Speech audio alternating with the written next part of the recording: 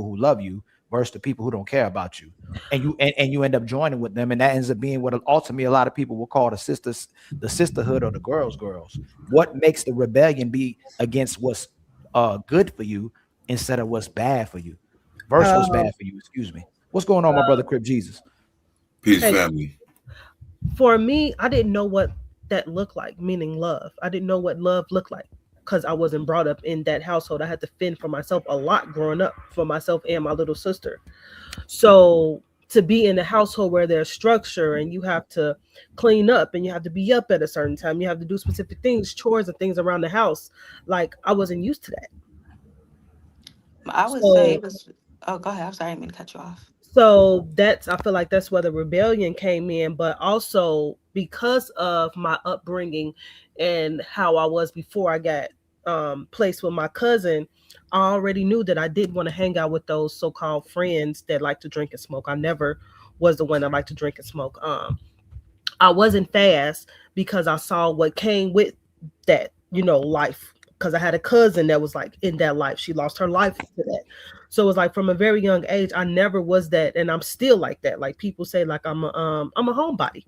Like don't invite me out at no 9 o'clock at night because by that time I'm in bed or ready to go to bed. And I Right. from a very young age. So I can't say it's like I rebelled because I wanted to be outside. I rebelled because I didn't know what it was to listen. I didn't know what it was. I didn't know what love looked like. I didn't know like this is how a woman's supposed to be as a young girl. I didn't know this is what you had to do.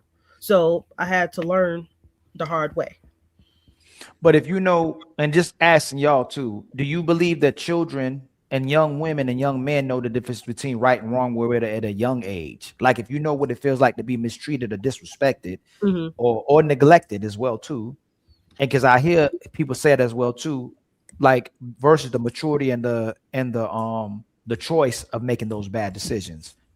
What makes a lot of times people say they don't know the difference between love, and sometimes I let people get away with it as well too, because we may not ultimately know how it is, how it feels to be loved when we're younger, especially. Hmm. But if you know what it feels like to be mistreated, why can't people recognize when they're actually loved? That's what bothers me a lot of times when I encounter people and have discussions with them, or people that I work with, people that I've been around, friends, family members. If you can point out what's wrong, you could point out what's bad, you could point out being disrespected. How do people struggle with identifying how it is, how you should love or be loved, if you can identify what it feels like on the opposite end? Like how doesn't a person not be able to perceive what it is to feel like to be loved? I Well, I believe it depends.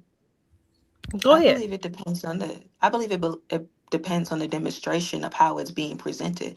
I'll use one for example. I know a lot of women struggle with that word "listen." You tell a woman to listen, she triggered. You know what I'm saying? But the truth is, well, when you think back to childhood with some families, not all, um, listen was associated with authority. You're not Mm, listening to me. I told you to do this. I told you to do that. So now every time you hear the word listen, you feel like there's some type of authority behind it. Versus if you was to say, I need you to hear me. When you say hear, you automatically feel the need to what? Listen. listen. Yeah. Yeah. So it depends on how it's being presented to you that will trigger certain traumas from your childhood. You can have your Mm, mama say I love you, but it could be that she just said that right after a good butt whooping. It could be, oh, I love you, but it was after I got done mistreating you. You know what I'm saying? yeah. So when was this presented? When was this said? When did you Mm. say I love you? Was it out of nowhere when everything was good and happy, or was it after something bad happened? So I And that's what wasn't I'm. taught that Ho- growing up. Hold Sorry. on, real quick to you. Let my Mhm. brother Crip Jesus come in. My Oh, brother yeah. Crip Jesus. Why do you think uh men and women in general, or I say more specifically women, would rather be outside and see it as liberation being outside than to have the responsibility of being in the family? Well, for the sake of the question, for like you said, women, I could only see that as because of traditional American gender roles. So if a Mhm. traditional American gender role says you're limited to this experience, Mhm. or you're supposed to be experiencing this and not this, everyone wants what they can't have or what seems to be taboo or what seems to be restricted. So in that sense, it would be a form of liberation. The problem is, I think, is when it goes too far, right? So maybe I could use, for example, just seeing in my own life, maybe about, like you said, going outside.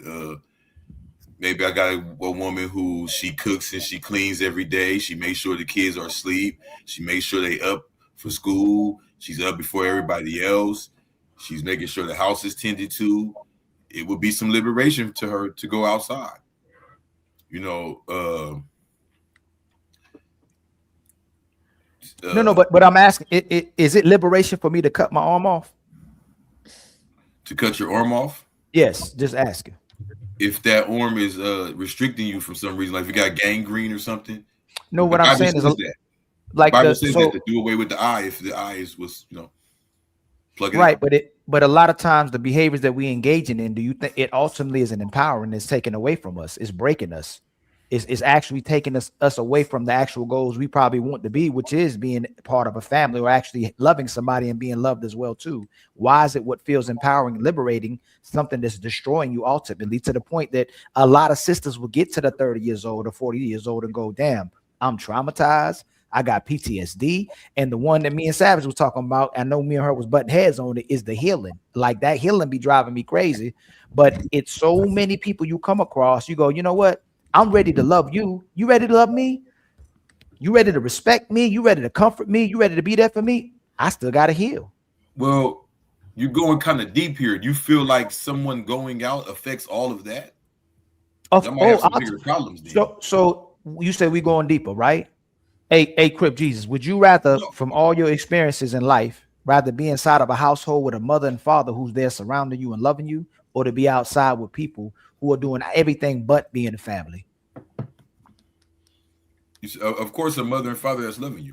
So that's what I'm saying. So when people say, but we have to find some ambiance here. It's like from one extreme to another. I don't think women. No, you asked me to give. No, you asked me to give. I gave you my opinion. I didn't go extreme yet. I just gave you my opinion. What you were asking me. What I'm saying is that I would think ultimately that what people are in search of is something typically what they didn't have. So a lot of times I see when someone didn't have a father, they want a father in their life. When someone didn't have love, they want love in their life. When they didn't have a mama, they want to love mama in their life. If you were poor, you want to have money in your life. Like ultimately, whatever you're looking for is something that you lacking. You get what I'm saying? But does the man going out have that same effect? Like if men are partying, like why?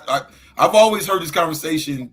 It's like always geared towards women. I've noticed that, like my aunties or my mama, like, why you going out? Or even with me, like, girl, why you going out? But it's to me, just from life experience, I don't think a woman. I think there's exaggerated examples. There's club hoppers, there's hood rats. But just going out once or twice a month with your girls, I don't think that's going to destroy the family structure. I don't. Would men go to the club if women weren't there? Would men go to the club if women weren't there? Maybe. P. Diddy would. I don't know. So no, men ain't going. If women ain't there, if women ain't get. That's why clubs let women in free and VIP. Because if ain't no women at the club, ain't no men going there. Wherever women are, that's where men are coming. But a lot of times, women will go there by themselves. Did you see what women were doing for Valentine's Day? And what they done turned Valentine's Day into? What is it? Galentine's Day. If men were having men in Times Day or whatever you want to do, we would be getting called gay. Like y'all gay as hell.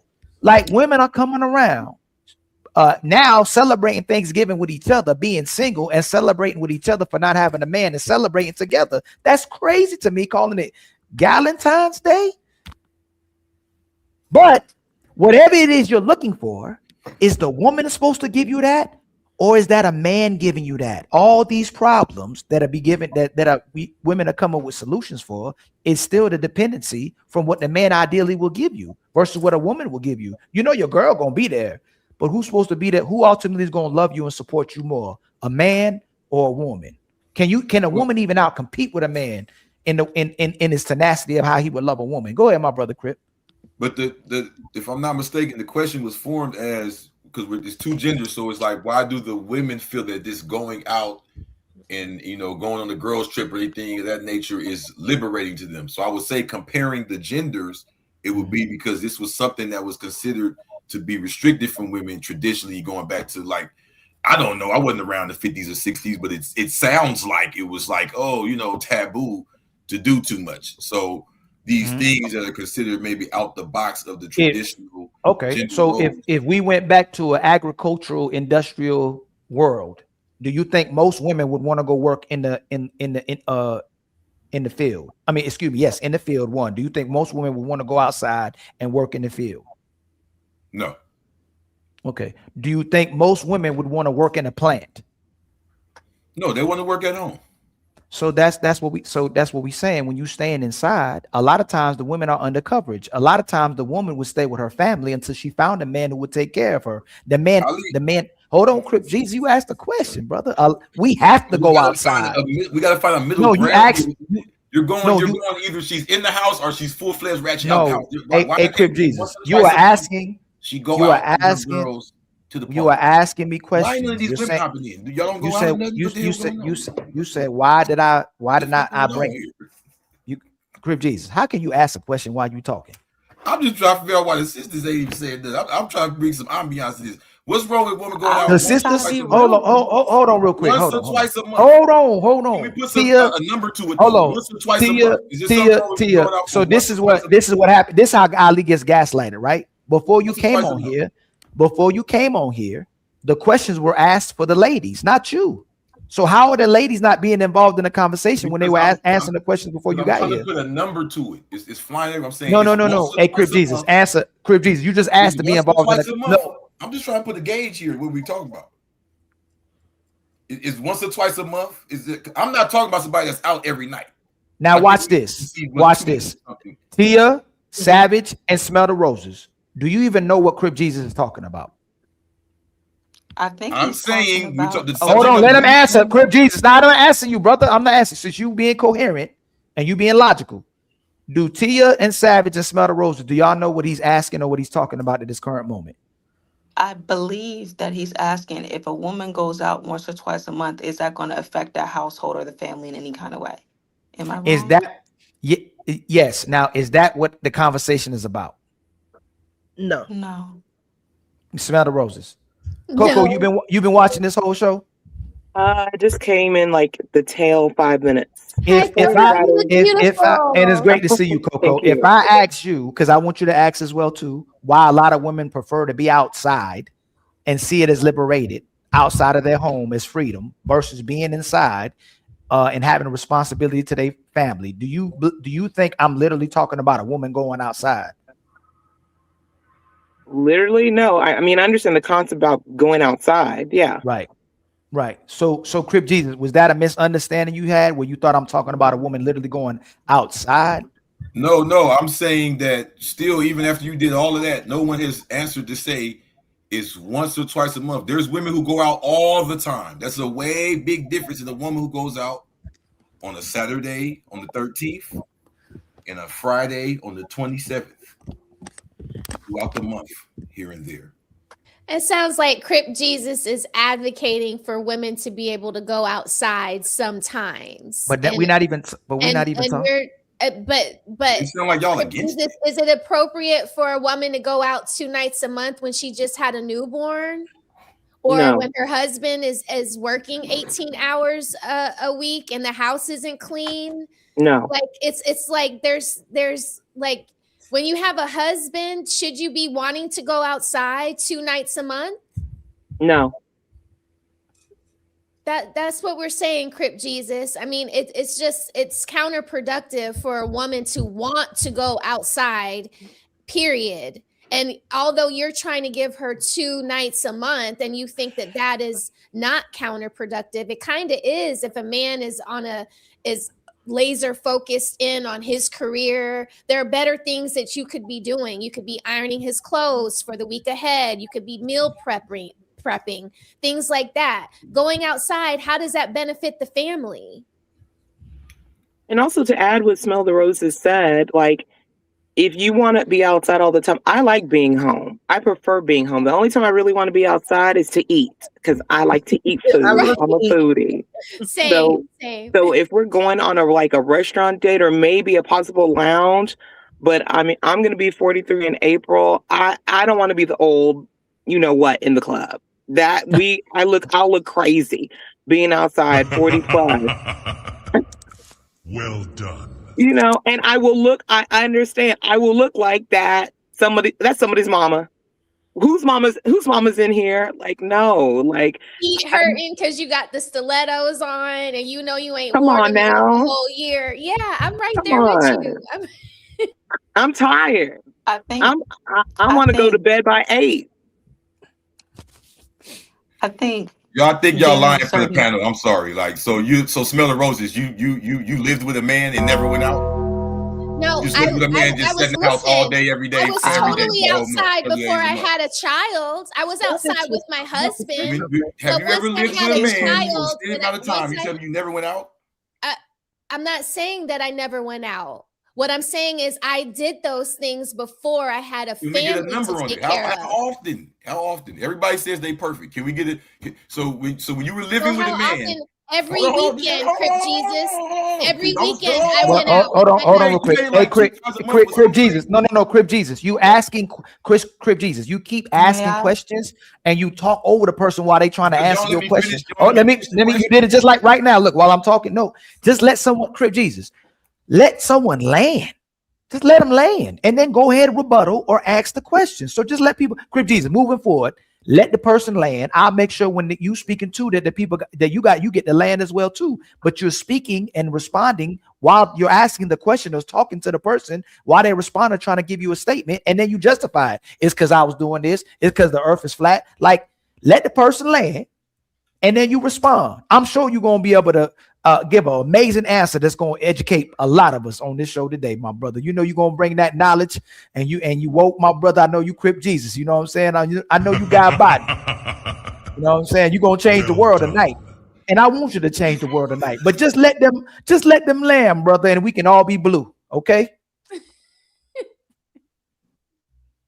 Go ahead, smell the roses, and then Crip Jesus will respond to you. So yes, I went out a lot. I got married when I was 25. So did I go out? Yes, I did go out. I was engaged at 23. I partied with my husband up until we got married. We got married at 25. He was 28. We partied. But as soon as I turned 28 and I had my son, all of that changed. Like I that, not to say that I don't go out when my friends have birthday parties and we go do a dinner and we might go to a cigar bar, but that is like what, every 6 months. And then I'm like the same, like Coco, I'm dying to get back home. I want to get in my bath. I want to get in my bed.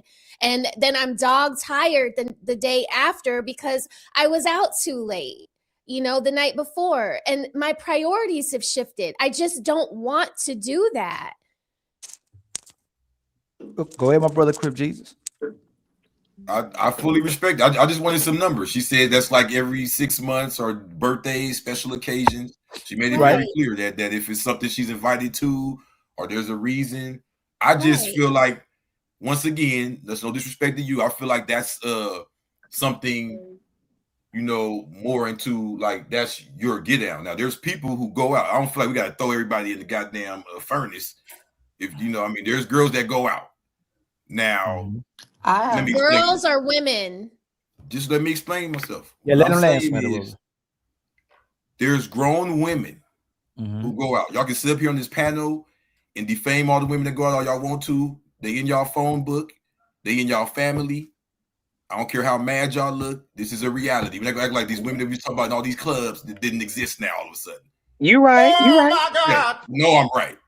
So there's a lot of women who go out.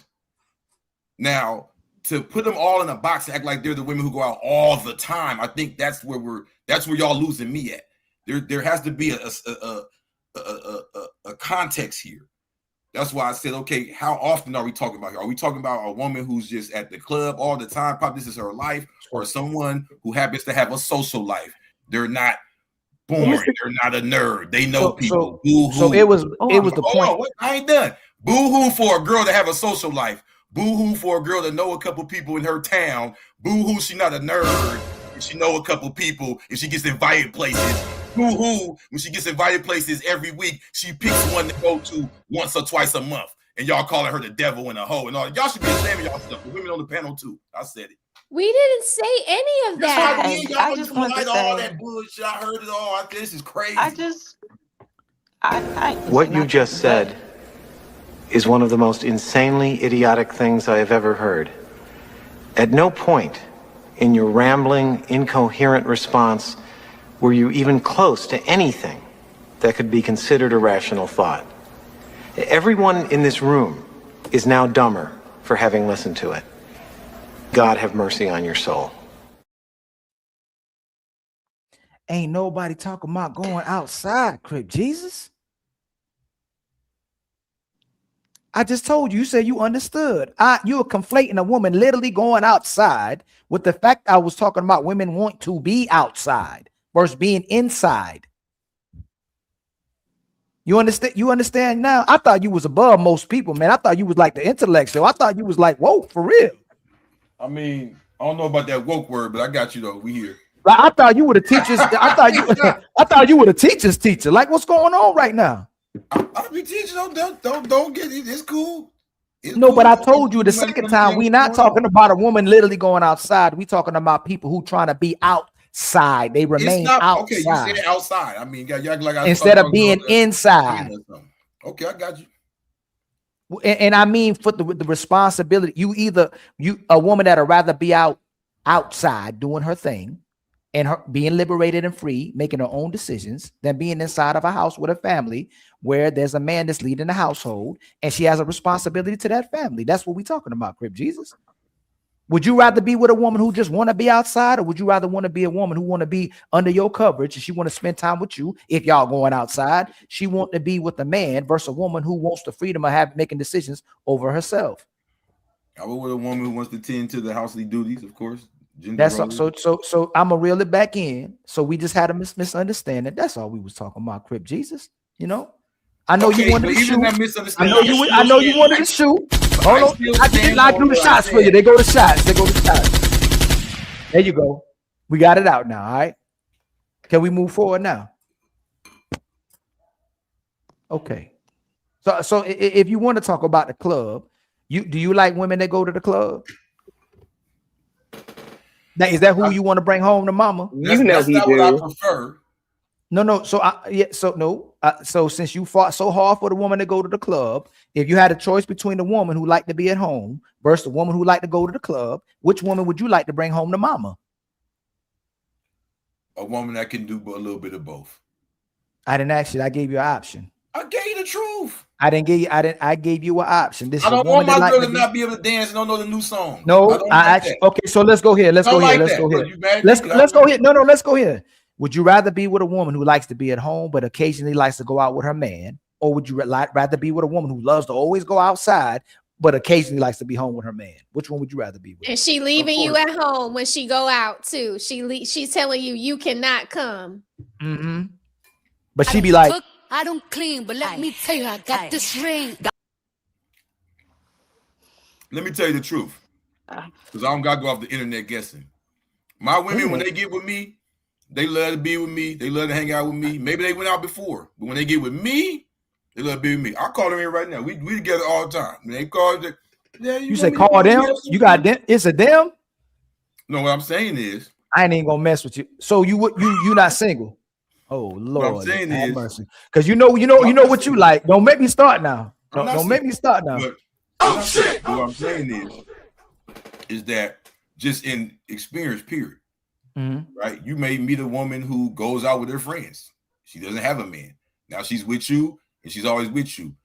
You hear about this, women complain about this all the time. Oh, girl, you got that new man now. We don't hear from you. This has just been my experience, you know? It's not really like a preset, like this is the woman that goes out. This is the woman, you can meet a woman and now she wants to be around you all the time. You have common interests. You realize you didn't answer. Did you answer my question? Maybe I'm tripping. Did you answer my question? You see, I prefer the woman who's going out. Goes out occasionally, but she loves being home with her man. Mm-hmm. Or would you rather be with a woman who loves going out, because there's a lot of those, and she occasionally at home with you? No, I would love the woman that's with me and occasionally goes out. Okay, and I don't think nobody really has a problem with that on the panel. Mm-hmm. That's the main thing we was talking about. And a lot of times, if the woman wants to go out too, she may occasionally go out with her friends, but she likes going out with her man more than she like going out with a friend. Would y'all agree? Listen. Yeah. All I know is when I put a number on it, when I said twice a month, they came at me. They said, no, we got things to do. We don't got time for that. And, I'm here for the conversation. Let's just. Why are you trying to control women? Can I say something? I'm trying to let them do their thing. You're saying the opposite. You're trying to use a mind game to make they them think. They gave you the answers. Something? I didn't get the answers. Go ahead, Savage. I just want to say, okay, so a couple things I want to make clear. I think things get misconstrued when you try to mix your single life into your relationship life when you be trying to have both. That's when things get a little, because you're going to have to pick a side. You either family minded or you self minded. Which is it? This little straddle the fence thing is going to make something cop out. It's not going to go so well. The next thing I want to say is just because you choose to be pro family, you want the whole thing. That doesn't mean that we don't understand time management and responsibility and communication and being at appropriate places doing appropriate things. Like me, for example, when my kids are at school and I have the day off and I know I work mornings, I can have brunch with my girlfriend. That's appropriate. I go out, you know what I'm saying? We like to go to the gym together. We book readers around here. We live at the library. We can go out and do whatever. It's just it depends on your mindset. Now, if you're trying to go and be seen and you want to pretty much dress like you still shopping for a man, you still trying to reel in certain attention, well, then you out of pocket. You know what I'm saying? There's a certain way to live your life. So it's I say things get misconstrued when you in a relationship or you going for the family thing, but you still living like you a bachelorette. You still looking like you looking for somebody else to come towards you. For what? Why is you advertising if you already put up? It's good. So right, you're absolutely right. That's the whole thing. It's now to the thing about what Ali said about the responsibility of being at home. I think that just come from being lazy. I think that just come from lack of accountability when it comes from understanding. You have a problem with consistency and order. You have a problem with following the plan, as my daddy say. What's the point of a man with a plan if you can't stick to it? So if you can't follow directions and be consistent, well, that says a lot about your life. Can I ask y'all this? Ooh, she said if a man going to the strip club, he looking to go throw some dollars and give attention to women, right? And I never really thought about this. Wouldn't that be equivalent to a lot of sisters if they really trying to go literally to the club where the man waiting for? Do you think typically if the women going to a club that they trying to get the attention from men? Yeah, they try absolutely. So think about it. Model, yeah. Think about it. Man is waiting. Don't get that. It's not. Crip Jesus, what you think about that? Because I know Crip Jesus, you be waiting at the club. I know you be waiting at the club. You said what about the club? I said I know you be waiting for him at the club. I be waiting for. I ain't got no girl at the club. What you talking about? Why you talking? I said you be waiting. I didn't say you waiting for your girl at the club. I said you be waiting for him at the club. I'm not waiting for nobody at no club. You don't go to the club? Not that. No, not like that. I went to the club more man. Did we see you? Stop lying. We will not have it. Don't be lying, Crip Jesus. When the last time you went to the club? Man, you been over here for about a month straight, right? We been to a club. Mrs. Crip Jesus can confirm he ain't been. She said, Mrs. Crip Jesus. Yeah, listen, man. That's Miss Crip Jesus. Lord have mercy. Oh, this Lord. The haterism is getting real, man. Y'all understand, bro. Hey, Crip Jesus, where y'all meet? Listen, man. No, where y'all meet? I just asked y'all where y'all meet. Here you go. Listen. Let's stick to the questions at hand. Crip Jesus. Let's stick to the questions at hand. Crip Jesus. Y'all meet. I just asked where y'all met. I know your game, Ali. You ain't trying to answer that. Hey, y'all see he trying to answer that. Hey, Crip Jesus. Hey, I'll leave you alone. Where y'all met? Did she answer that? Miss Crip Jesus. Miss Crip Jesus. Where y'all met, Miss Crip Jesus? Hold on, man. They be trying to talk about me crazy. Y'all ain't meet. Where y'all meet? I just want to know where y'all met. The project's poor or something. What the fuck is y'all ain't gonna tell me. Y'all ain't gonna tell me where y'all met. No, we not. We got a line of questioning here. I thought you was honest. You asked all them questions. You asked all these ladies. Yeah, you were just. Yeah. But now you don't want to be at where'd y'all meet? I'm just asking y'all where y'all met. That's you it. Just confirming that I ain't been in no club No. But where did y'all meet, brother? I'm not doing that one, Ali. They met at a kickback. And Miss Chris Jesus, where y'all meet? Look, listen to it, baby. They gonna make it up and still talk shit. No. You know why they won't answer that, right? Ali. Y'all know why they met at the club?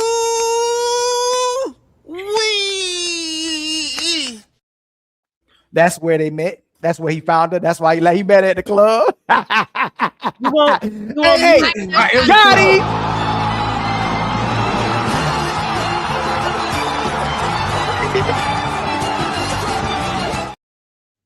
You know where they met. Come on, Crip Jesus. I ain't a Crip. Bro, we didn't meet in no club. Come on, I was born during the day, not Ali. yesterday.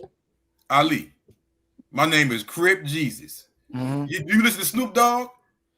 I don't go to clubs. I never chase a bitch. I'm here to bang that gangster shit to the apocalypse. Y'all call it. Don't let me take keep a going. village to raise a child. But what if the village is retarded? Let me read these super chats. It's time for some super chats.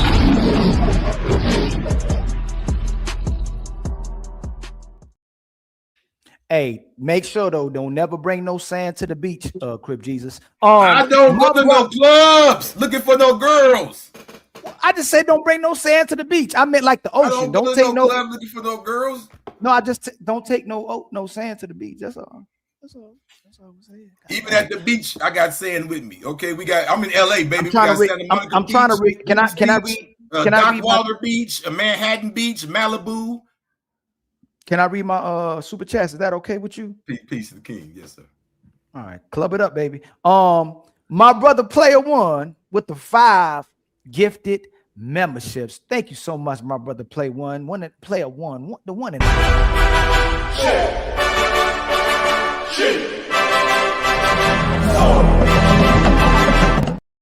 And y'all, shout out to the 300 people in the building too, by the way. Shout out to the panelists. Shout out to the chat. Shout out to the untouchables, y'all. We're going to keep rocking.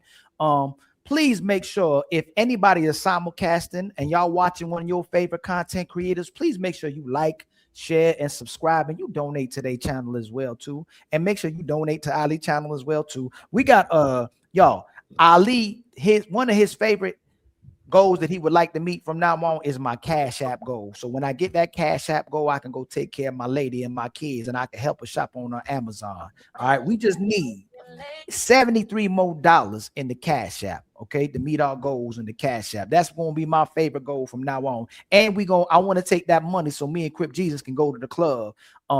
Next time me and him get together, you know what I'm saying? Because I know he be out there clubbing and shooting the club up. But we ain't gonna tell nobody else. But shout out to my sister. Put this on me, man.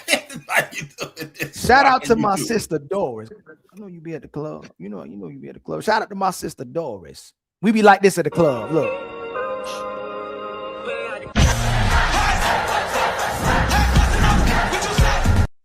Ain't that right, Crip Jesus?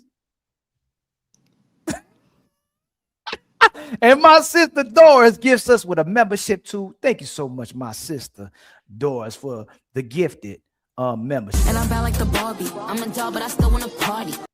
I almost thought I lost my untouchable sign, but I forgot we were playing like we were untouchables no more. So I moved it and I hid it for myself. So I'm trying to find my untouchable button. There we go.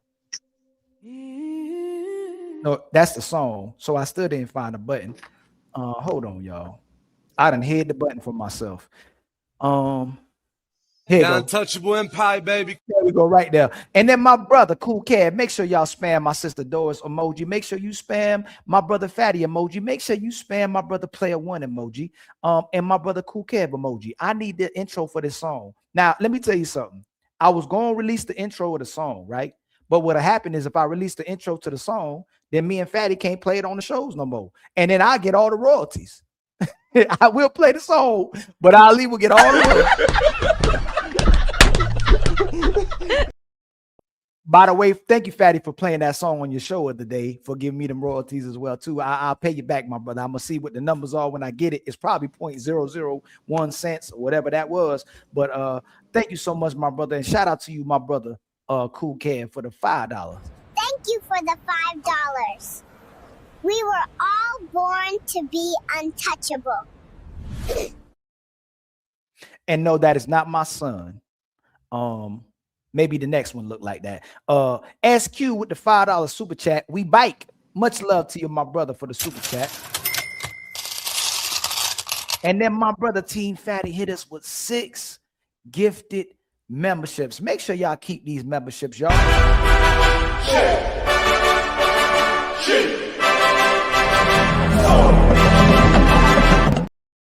And then Fatty says, your panel's messy. Boy, I know you not talking. Boy, I know.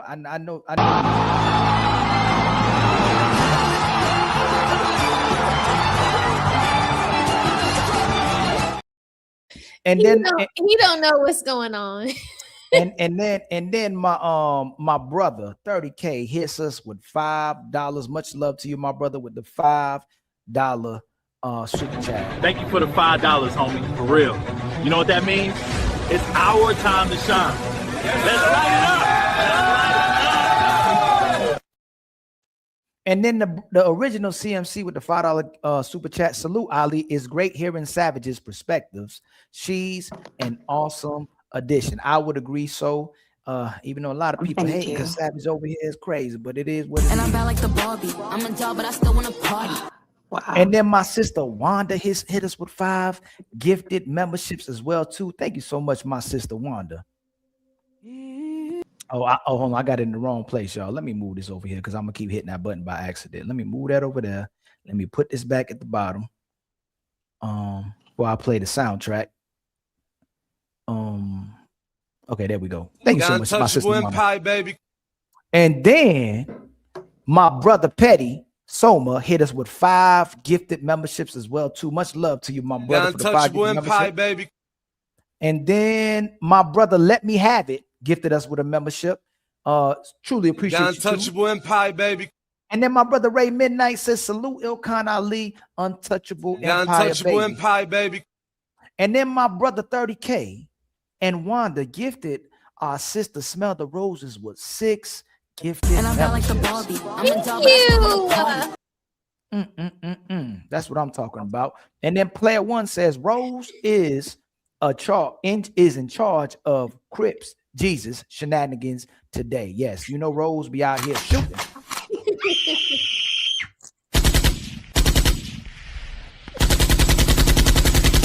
And then my brother CEO says, Rose, with the $5 super chat, straight hold it down, Rose. Ali been fronting on the Wakanda clip. Why I never get the link anymore? Hate. Hey, brother, the link is in the chat. Y'all, if y'all want the link is in the chat. What y'all want me to do? What more can I say? Come on, man.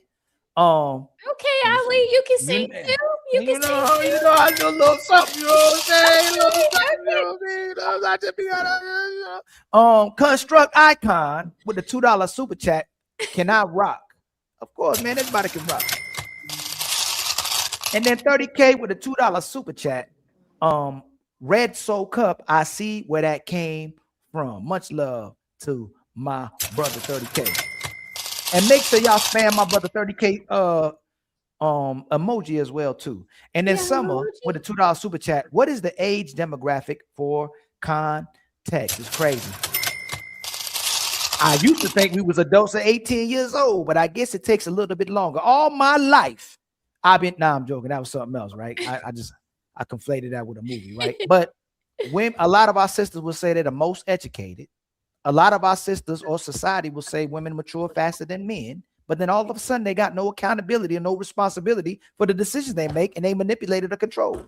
But can't no man get a woman to listen to nothing she don't want to listen to? Can somebody make you do something y'all don't want to do? All the sisters on the panel.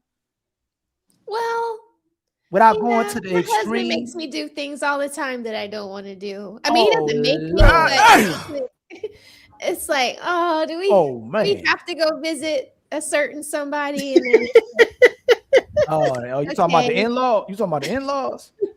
Did you see her smile? Did you see her smile and her head tilt?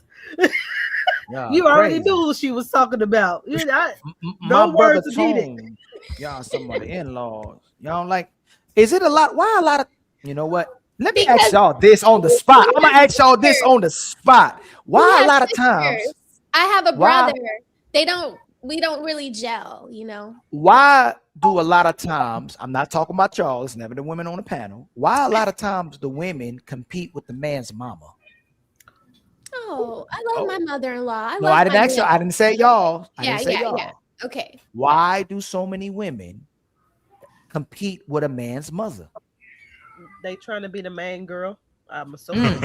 Or is it the mother doesn't want to let them go? Oh, no. Ooh, yeah. I don't become that mother-in-law. I like what she said right down there. So we talking about the single mama, or we talking about the mama who got a husband? We talking because about the mama who got a husband typically is good for the son and loves her son. And a lot of women, it seem like when they compete with the mama, they got to keep up with what the mother was doing inside the household to take care of the daddy and the son. So now she feel like she got to compete with the mama to be a good woman. But I don't know. But the single mama, maybe the mama's trying to hoard the son. Maybe she got a son husband, and she ain't trying to let him go. So I guess I say it depends, even though I hate depends, right? I hate the word depends as well too. But it depends on the relationship status of the mama. You know what? I think this will be the case. This is not most people's mama, but I have seen or experienced certain types of mamas that think that they know it all, or that they young and that they believe that their way is the best way. And then when they find out that they wrong, they too lack accountability and responsibility. And when they life reflect in the things that they are showing within themselves, they feel some kind of way when they come across a young sister who don't act like them. So they think they could tell them a thing or two. But why would somebody listen to somebody who has a thing or two to say, but your life don't match what you talking about? Why would you take advice from somebody who is incompetent? Yes. So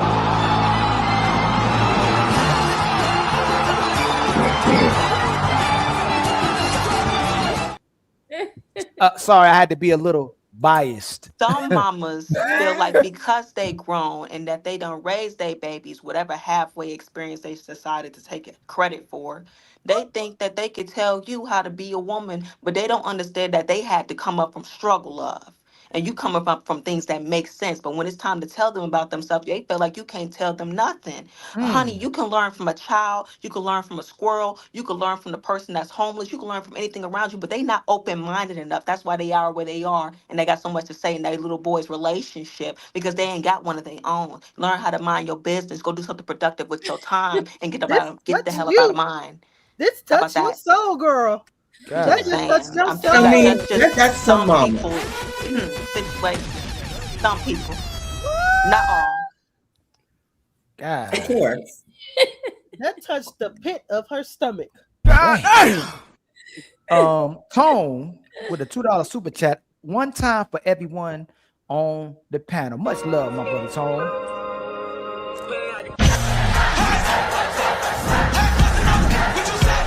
And then Lord have mercy. It looked like a whole bunch of boots. See, that's a whole nother thing.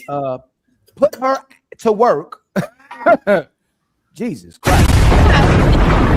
Yeah, with the $5 super chat, met her in the club. Yeah. All the ballers showing love. Good love. Good club loving. Yeah, he knew what he had to get up out of there. And then my brother or sister, I don't know what that is, what that avatar is, but I funny, ha, with the $20 super chat. And it is your people, Smell the Roses, I think. Yeah, he's one of my faves. He's one of my faves. I want a woman that's in it with me. I take loyalty over love any day. Hey, Mrs. Rose. Hey, I'm funny, haha. Thank you, sir.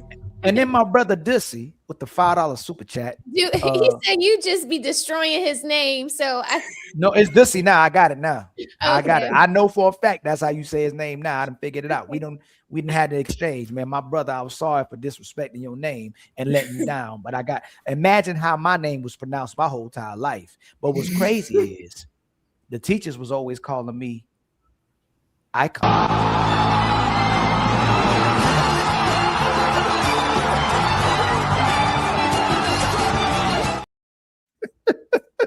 Holly, you on today. Is Icon here?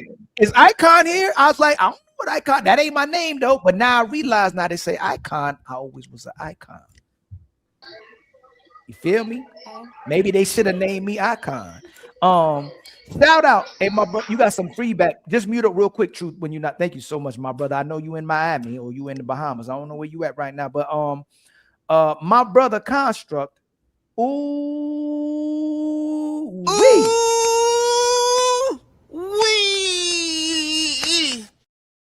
And then my brother 30K gifted us with another membership, man. Much love to you, my brother, for gifting us another membership. And then, hold up, let me hit the button. Untouchable Empire, baby. And then my sister Shamika says, sorry, I don't have a filter today with the $20 Cash App. Much love to you, my sister. Thank you for the $20. We're starting a nonprofit called Keep the Untouchables Fed. Remember, don't feed the haters.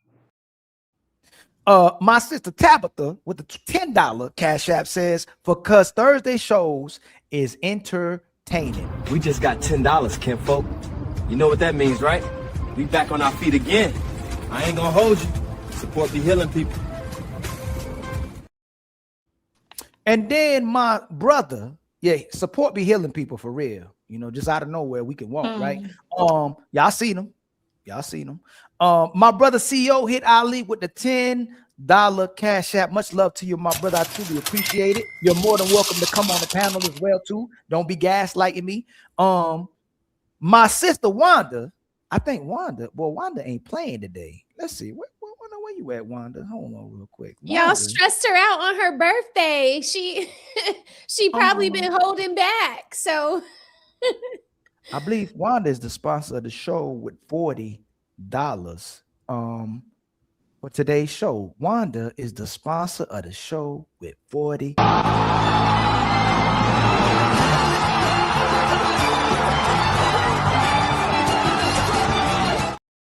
She hit us with $15 more in the Cash App. Okay, the sister's showing out today. That's what I'm talking about, man. That's what I'm talking about. And hold you, more business. And then my brother Backworks hit us with a Cash App as well too. I truly, Backworks, you support us almost every single show, man. I truly appreciate that. I think you done earned. I think I might have to give you. I think I already got your emoji. I just ain't put it up here yet, though. I truly appreciate you, my brother. And then my brother Frederick hit us with a membership, and then my brother Stu hit us with a membership as well too. I truly appreciate you. Got Untouchable Empire, baby. And then Fantasy Island Girl, Fantasy, you should pull up as well too. Don't be hiding with a $2 super chat. CEO, spare yourself. You know how he gets. Shoot. Well, how about you come show us how we get? Fantasy Island Girl. And I'm bad like the Barbie. I'm a doll, but I still want to party. My bad. Yours is probably more like I this don't one. cook, I don't clean, but let me tell you, I got this ring. She's a roaster. She's a roaster. She definitely cooks and cleans. She cooks and cleans. Fantasy, but she got this ring though. Even though it didn't play out too well for that sister though. Hopefully it plays out for Fantasy though. I'm just joking. Let me see. Okay, my brother Truth. What's the word, my brother? What's the word? What's up? Can you hear me? I got these noise cancellation earphones. They holding up all right. I don't think they're holding up all right because I still hear noise. But maybe you gotta press. Do this. Take that headphones, throw it up in the air, walk over it, and then I think the noise cancellation to come on, my brother. I'm just waiting for my check and I'll get up out of here. But I saw the topic and I wanted to chime in real quick. Can you hear me? Yes, sir. Yes, sir. All right. So I say that women are not more mature because this is how women's mind work. And Dr. Shahrazad Ali touched on it, and women on the panel admitted to it because I believe like a week ago, a woman said that she really zeroes in on the type of man she needs and wants when she's 30. You remember them admitting to that? Yes. Okay, so this is what happens. See, when women hit puberty, their brain turns off because people are paying attention to them because of what they look like. They're lady lumps. So they go along in life. Their brain will turn off around 15, 16, let's say, when they hit puberty. So they'll go along in life being 20, 25, 30, and then they'll be thinking like an adolescent, a teenager. This was Shahrazad Ali touched on. So then once people stop paying attention to their body because they're losing their sexual market value, that's when their brain turns back on. That's when they have to be like, okay, my sexual market value not is up where it was. I'm not who I thought I was. Okay, now I need to go with the man I'm going to get on his program. I'm going to be willing to concede to, submit to, because when a woman's at her peak, these women today, they're not looking to be locked down. They're looking for a man to get on their program versus vice versa. So when they're people stop paying attention to their body, their brain turn back on, but it don't turn back on the age that they are. It turns back on where it turned off at 15, 16 years old. Oh my God. That's why 30-year-olds, that's why when we talk to these women, it's like, that's why we say women are children, because a lot of the way that they think, not all of them, but we talking about them, we know which ones we talking about, but they don't like the facts and the realities. They go on based on how they feel, and then they really don't get a grasp on how they need to be moving until they are much older in life. So that's why I say, men, we understand if we don't work, we don't eat, we don't grind, we don't shine. We know we are irrelevant unless you are basically above average, especially today. 50, 60,000, 70,000, 80,000, that ain't gonna get it. I speak for the, average man that's 5'9", 5'10", 6'. It's like people cannot control their height. But women can control the man that they choose, the man that they marry, et cetera, at an earlier age versus later in life when they have less leverage. I land. Thank you so much, my brother. I agree. Do anybody got any rebuttals for what my brother just said, which is a great, phenomenal point where if a woman brain turn off at 15 to 20, when it turns back on at 30 or 35, it starts right back at where she was as a young woman. Does anybody have any rebuttal for that argument? Do you believe that it works that way? Coco, I saw your head. I don't know if you was agreeing this way or not agreeing that way. I agree that I don't think women's brain necessarily turns off at 15. I think that what happens is they get into high school and they hear all this babble about independent woman. You don't need no man. You can do the same things that a man does. That continues in college for the most part. And then into your late 20s, early 30s. But I disagree with Uncomfortable Truth that they now agree that they don't look as hot as they do, or they perceive themselves not to be as hot. Actually, I think women, particularly women who have not been in a long-term relationship with a man or married by their mid to late 20s, for most women, I think they believe I'm more valuable that I'm older. I believe that I need to demand more when I get older, not demand less. What you think, my brother Truth? But are they worth more? Do men look at women as more valuable when they get older? No, Oh, go ahead. No. But okay, but I'm just responding to what you said, that women think that they're gonna get on a man's program because they realize they're not as attractive as they thought they were. I agree the opposite. I think women feel like they're more valuable in mass the older that they get, and they demand more, or they want. Let me say they want more. They can't demand more, but that's what they want. I agree, but they don't understand that through a man's lens, through our lens, they're worth less. I agree. That's the reality that women like to say. I've done the work, self-work. Go ahead. Do y'all truly believe that though? Like, do you think a woman really thinks she's as valuable as she was when in her 20s, as she was when in her late 30s or 40s? Do you think she thinks she still looks the same way? Y'all remember when August was up here and she was? No, I'm saying in reality, we ain't using her. We ain't gonna use. I know she said she looked like a baby, so she said she looked the same at 40 that she looked at 20. But do y'all really believe most women? So if they really thought that, why did they go get them skin cream? Why did they get the? Right. I think they don't.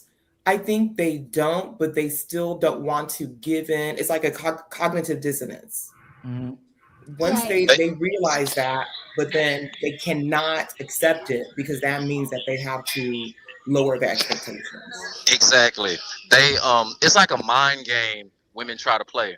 I was trying to join the previous live a couple days ago where it's like women try to control men through monogamy. It's like women know how men really move since the testament of time. Women know men want more than one, a fresh with JJ or source. Women know this, but they try to do mind games and try to basically um make a man bend the knee by acting like they're unaware of it. Women know that they're, in a man's eyes, deemed less valuable. But here's the thing, the kind of when I say to that, when a woman is with a man and she builds equity, like she got skin in the game with them, that's when she builds equity. And even if she's 50, 60, 70 years old, she's extremely valuable to that man. So these women who are in the marriages for 10, 20, 30, 40 years, oh, that woman is extremely valuable to that man. But the thing is, women want to be valuable to every man and then don't put no skin in the game. So the condo went to that. Women, you're valuable when you get older, when you lock it down with that one man and build equity. That was Oh my God. Any rebuttals at all? Any rebuttals at all?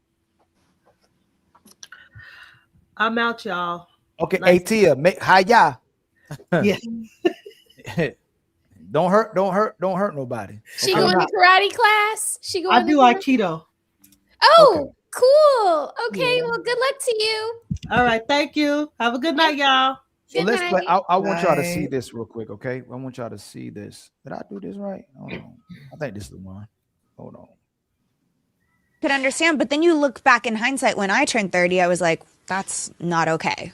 Girl, the moment when you realize and you get the age of a lot of people that were around you and doing stuff, it's almost a mental break that can happen because you realize you were taking advantage of. Oh, I was being exploited. Yeah. Oh, was very difficult for me when because at 15, I'm thinking like my boyfriend's older because I'm doing an older job and I'm doing a bunch of things and this is the way that it is. And it seemed normal in my mind. But then especially if you're an older soul too.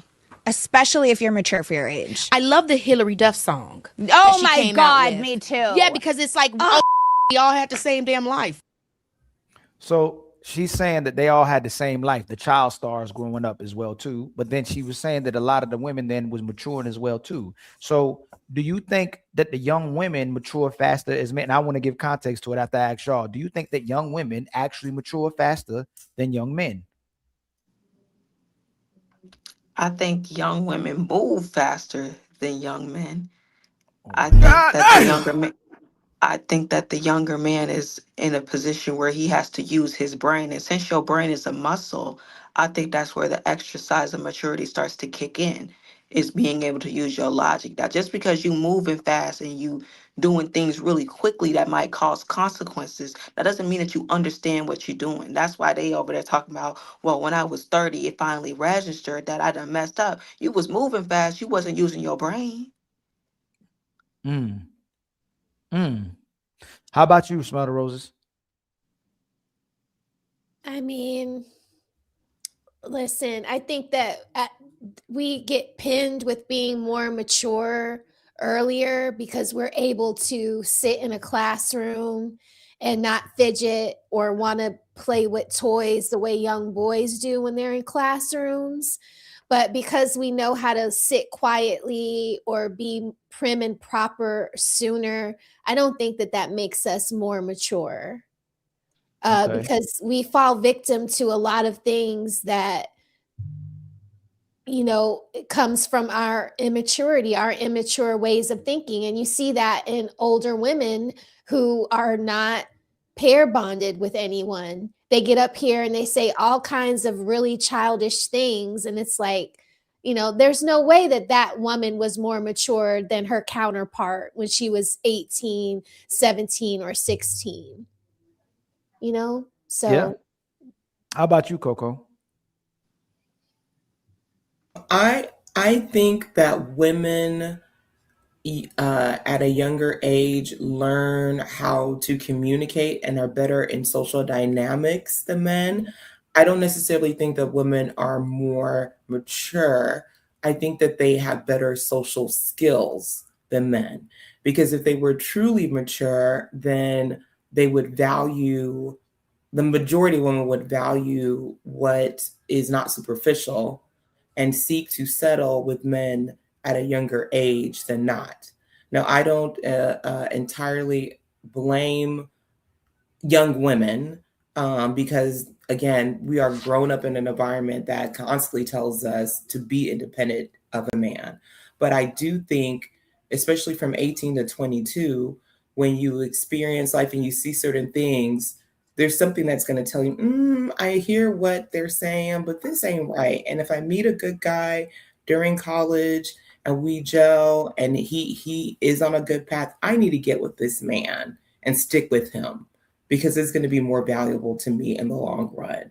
Because I remember in college, or really grad school, when I met my husband, you know, I was in the sorority and they were like, oh, let's go out back to going to the club. And I was like, no, I'm gonna be with him. And they were mad. But I'm like, I'm not trying to be an old lady with you, like with you girls. I'm trying to get married and be with my husband. So I think that is when that's when you know who's mature and who's not. When you get into that early mid-20s, that's kind of when the two sides kind of split. Right. How about you, True? Do you think the young women are more mature faster than young men? You think it's the truth? Is it true? They're put in more mature situations faster than men because of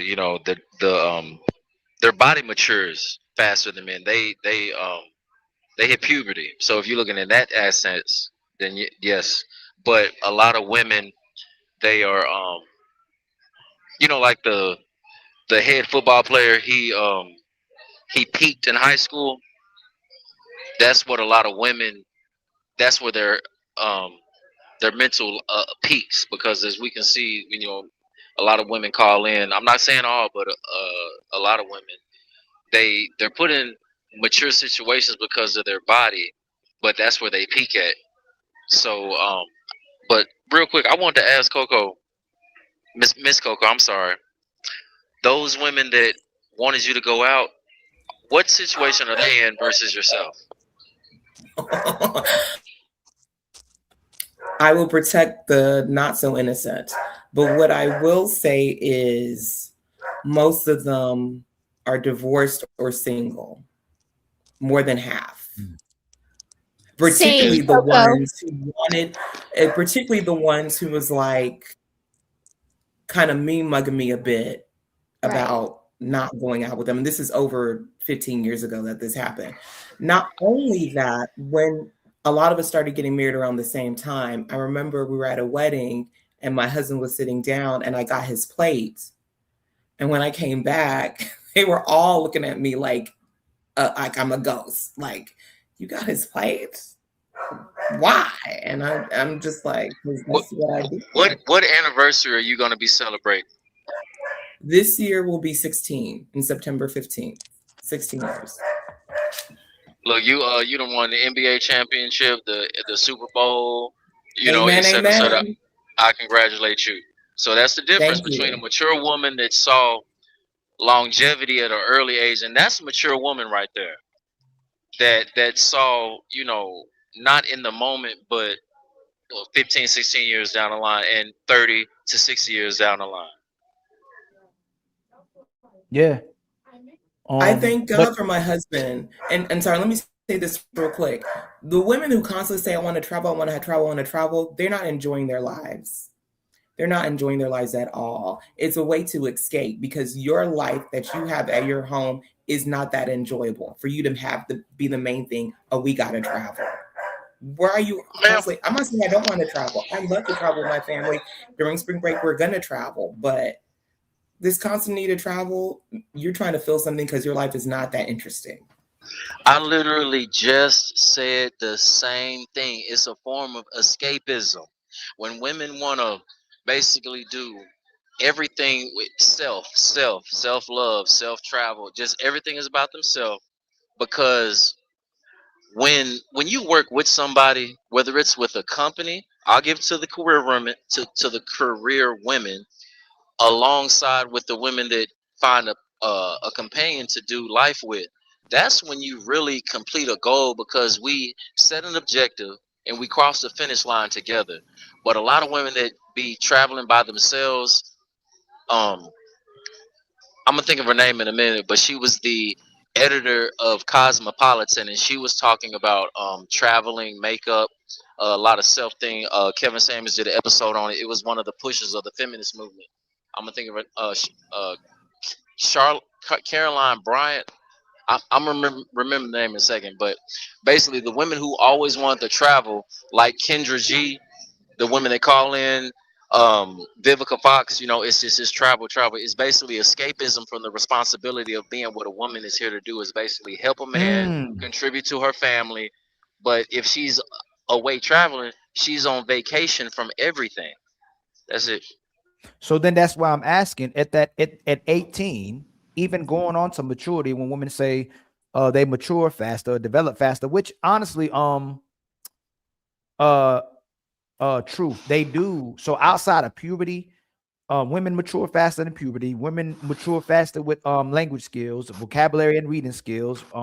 Women mature faster with emotional regulation, and their brain development matures faster as well too. So it leads me to believe there's a reason for that as well too. But then I have to ask, if there's a reason for it, do women typically 18 and up, are they looking for stability, or are they looking for somebody to ultimately finance a lifestyle and then invest in their lifestyle?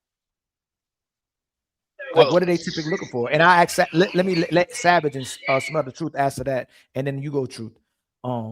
Since you and Coco had that back and forth, like, do you think, Truth, typically are these women, when women are saying men just want sex, men don't want to settle down and get married, what are a lot of women from 18 to 30 looking for? Are they looking for stability in a husband, or are they looking for somebody to finance their lifestyle or have their own life?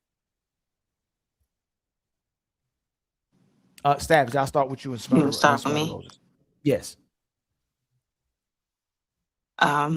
I think, in my opinion, and this is not a fact, I'm not 100% sure, I think some women get caught up on the picture of like the family and the picket white fence and stuff like that, the dream of what it's supposed to be in their mind.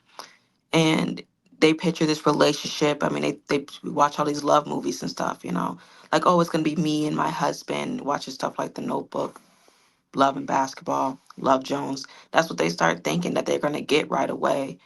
So I don't think they're so much as looking for someone to finance their life. They just know that that's what comes with it. The only problem, in my opinion, is you can find a guy that has their stuff together and he's good in that. The only problem that he don't want to be your husband is because you don't know how to be his wife. Imagine asking for this kind of person and then you get him, but you don't know how to be a wife to him. You don't know how to be a partner to him. Now, he did the work to be the man that you want him to be, but did you do the work to be the woman that he needs you to be for him? Most of the time, the answer to that is no. So it's not that there ain't no good men out there. It's just, in my opinion, there's a lot of women that's not good women out there. So, what you think, Smell the Roses? So I just want to.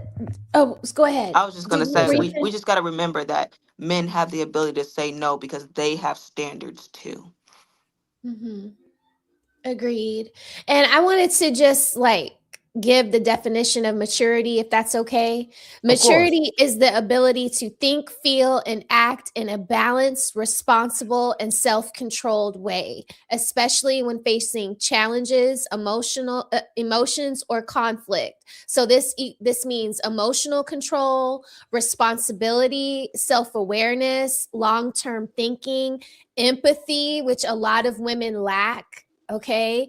And accountability. Accountability is wrapped up in maturity. So when you think of maturity, you need to think of emotional control, responsibility, and perspective. A mature person can stay calm under pressure, handle disagreement without chaos, and grow from mistakes instead of repeating them. So when we take all of that definition, I have to say, no, the ladies are not more responsible or more mature than men. How about you, Truth? That's a very precise definition and pretty much on point. When it comes to the question that you asked, a lot of women, they I think that they try to use their self as a lottery ticket to get the, you know, quote unquote high value man, the ball player, the fairy tale prince type situation. And then if they don't get it, that's when I'm downtown. That's when they just basically bow down to what they can basically the plan B type dude, or the you know, You gotta get closer to your mic, Truth.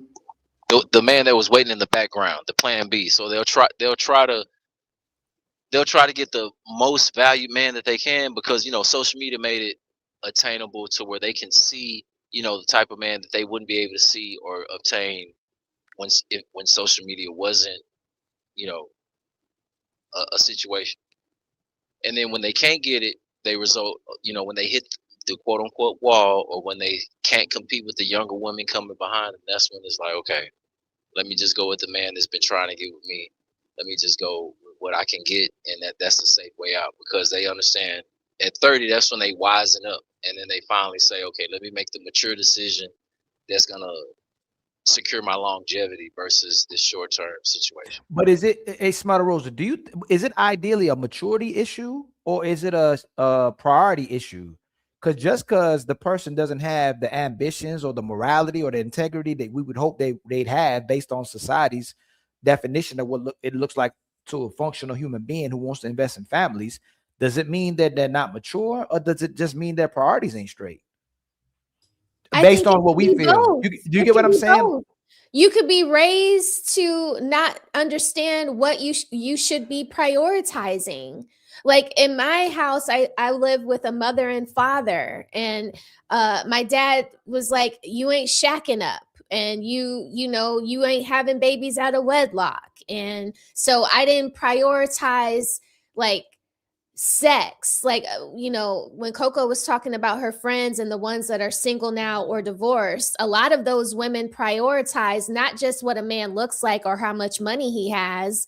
When young women are young and they're out here having sex, they prioritize how good sex is. I never thought that you should pick a man based on his sex abilities. You know what I mean? But that if you don't understand that, if you don't have your priorities together and then you're not mature, then I think it's a mixture of both is basically what I'm saying. You know, right. You can have your priorities out of whack and be completely immature. And right. That is going to lead you down a very tumultuous road where you're 37 years old and you still haven't figured out why you can't pair bond with anyone. Right. But what I mean is, like, someone could be married and immature, right? Oh yeah, definitely. Versus a person who can be unmarried or single or live in a I want to say I think I got married. I was a bit immature. You know, Savage brought up The Notebook. Right. Yeah, I was kind of romanticizing life like that. And we had a lot of arguments early on in my marriage because I was thinking immaturely. You know, I went from my mother and father's house, arguing with my little brother, to living with my husband, kind of arguing with him the same. Could that just be selfish? Like when what Truth was talking about, when someone doesn't want to uphold the responsibility, they don't want to engage in accountability, they don't really want to have a purpose, they like engaging in things that benefit them. Does that mean the person's immature? Or does that mean that makes that person's making a rational, mature decision to be a selfish individual? And a lot of time we'll keep scapegoating people and saying, oh, it's because they don't know better, but they know better. It's just that we're justifying it by saying, oh, they're immature, they'll figure it out eventually. But do a lot of times these people do be mature and they're just making selfish decisions? So in my case, I was definitely immature, didn't understand that I was selfish. Like I would get a good job and I would quit it right away because, you know, my husband could take care of me. Very immature. Real quick. I'm sorry. That was my ex-wife. No. When do we don't never say a man is immature. Let's say a man is just after women. just because he wants to be a womanizer, right? Yeah, We'll just say we don't say he's a that. dog. Yeah, you say he ain't shit. He ain't ish. He's Right. misogynist. He's sexist. We don't. Oh, he's just immature. He just doesn't know any better. Men But when don't it get comes- that luxury. They don't that's get the what luxury to be immature, That's what I'm saying. unfortunately. Right. Yeah. But does it or do we treat it like it? Hey, nah, that dude's mature. He's doing exactly what he wants to do when he wants to do, and that's what he feel like benefits him at the moment. And it could be a positive or a negative, depending on how we looking at it, right? But what I'm saying, a lot of times when sisters are making certain decisions, we'll move up to, oh, she didn't have a father, she didn't have a mother, she's immature, she doesn't know better, she's just emotional, she's just a woman. You know what I'm saying? Where there's women, countless women who know how to love, who know how to be responsible, who are career oriented, who are righteous, who are in the church, or who not doing none of those things, but they know exactly what they're doing. I just feel like a lot of times we'll scapegoat someone's ability to know exactly what they're doing by saying, oh, they just immature, they don't know any better. Yeah, there's definitely a double standard there. You know, like Excuses. men have a standard where they can be a little bit more loose, you know, with their sexuality, right? So y'all get passes on that, but y'all don't get passes here with what you're saying now. You guys have to be either mature or you ain't ish, like you said. Like, so Right. it is kind of like a double standard there. What's going on, my brother Reese? How you doing, family? I am well, sir. What about you? Hey I'm there. trying to make it, man. Trying to come up. Young Trying to be like you. What's going on? How long you been watching? Probably like 5 minutes. What's your take on what we were just saying on the subject about what we were talking about right now? Do you think a lot of times immaturity or maturity is used as a scapegoat where someone ultimately don't know how to make the right decisions because they're immature, don't know better? And it's typically the grace we'll give to a lot of sisters as well too. Do you think a lot of times it's used as a scapegoat? Yeah, but I don't think maturity is like gauged by decisions. Okay. You know what I'm saying? Right. What do you think is gauged by? Not involved there. You know what I mean? Like it's situational with the maturity thing. How you gauge someone's maturity, because they could be mature in this area and then over here, completely ridiculous and silly. Right. See what I'm saying? So, but right. If we're talking about like family households and whatnot, I think women make more mature decisions than men when it comes to what happening inside the house, and men make more better and mature decisions than what happens outside of the house when it concerns the family. Can you substantiate? You mean in general? Yeah. Like women are better at organizing things around the living space and keeping order inside of the home. You see what I'm saying? Because they learn hacks and tricks along the way because they spend more time there in most situations. Okay. Men with the whole provider and all of that stuff, they got to figure out things outside of the home to make things work. You see what I'm saying? Okay. But do you think a person being organized correlates with maturity? A little bit. Right. Like who do you think, like when you say sitting down watching a movie, you see what I'm saying? Right. You gauge it when you're driving, and you see what I'm saying? There's a lot of different things you can gauge on whether someone's mature or not. Okay, let me ask you this. Would you rather have an unorganized woman who's a great parent or a woman who's a horrible parent that's organized? I'll take the great parent anytime. And that's what a lot of times when we say that they'll do better in the household, that's why I'm asking, what do you mean by that? Like women are phenomenal with organizing. Yeah. You know, I'm not disagreeing with that. They're keeping the house clean, hopefully, most of the time. But when it comes to being a parent, do you think a lot of the women are mature when it comes to what they should be teaching their kids? Who they should be having around their children? How they should be conducting themselves. You know, what do you think about that? I think there's no contest in who is better around children. It's men all day long. I got grown kids. I'm a living receipt, bro. Right. What do you think, Smother Roses? Is she free? Sorry.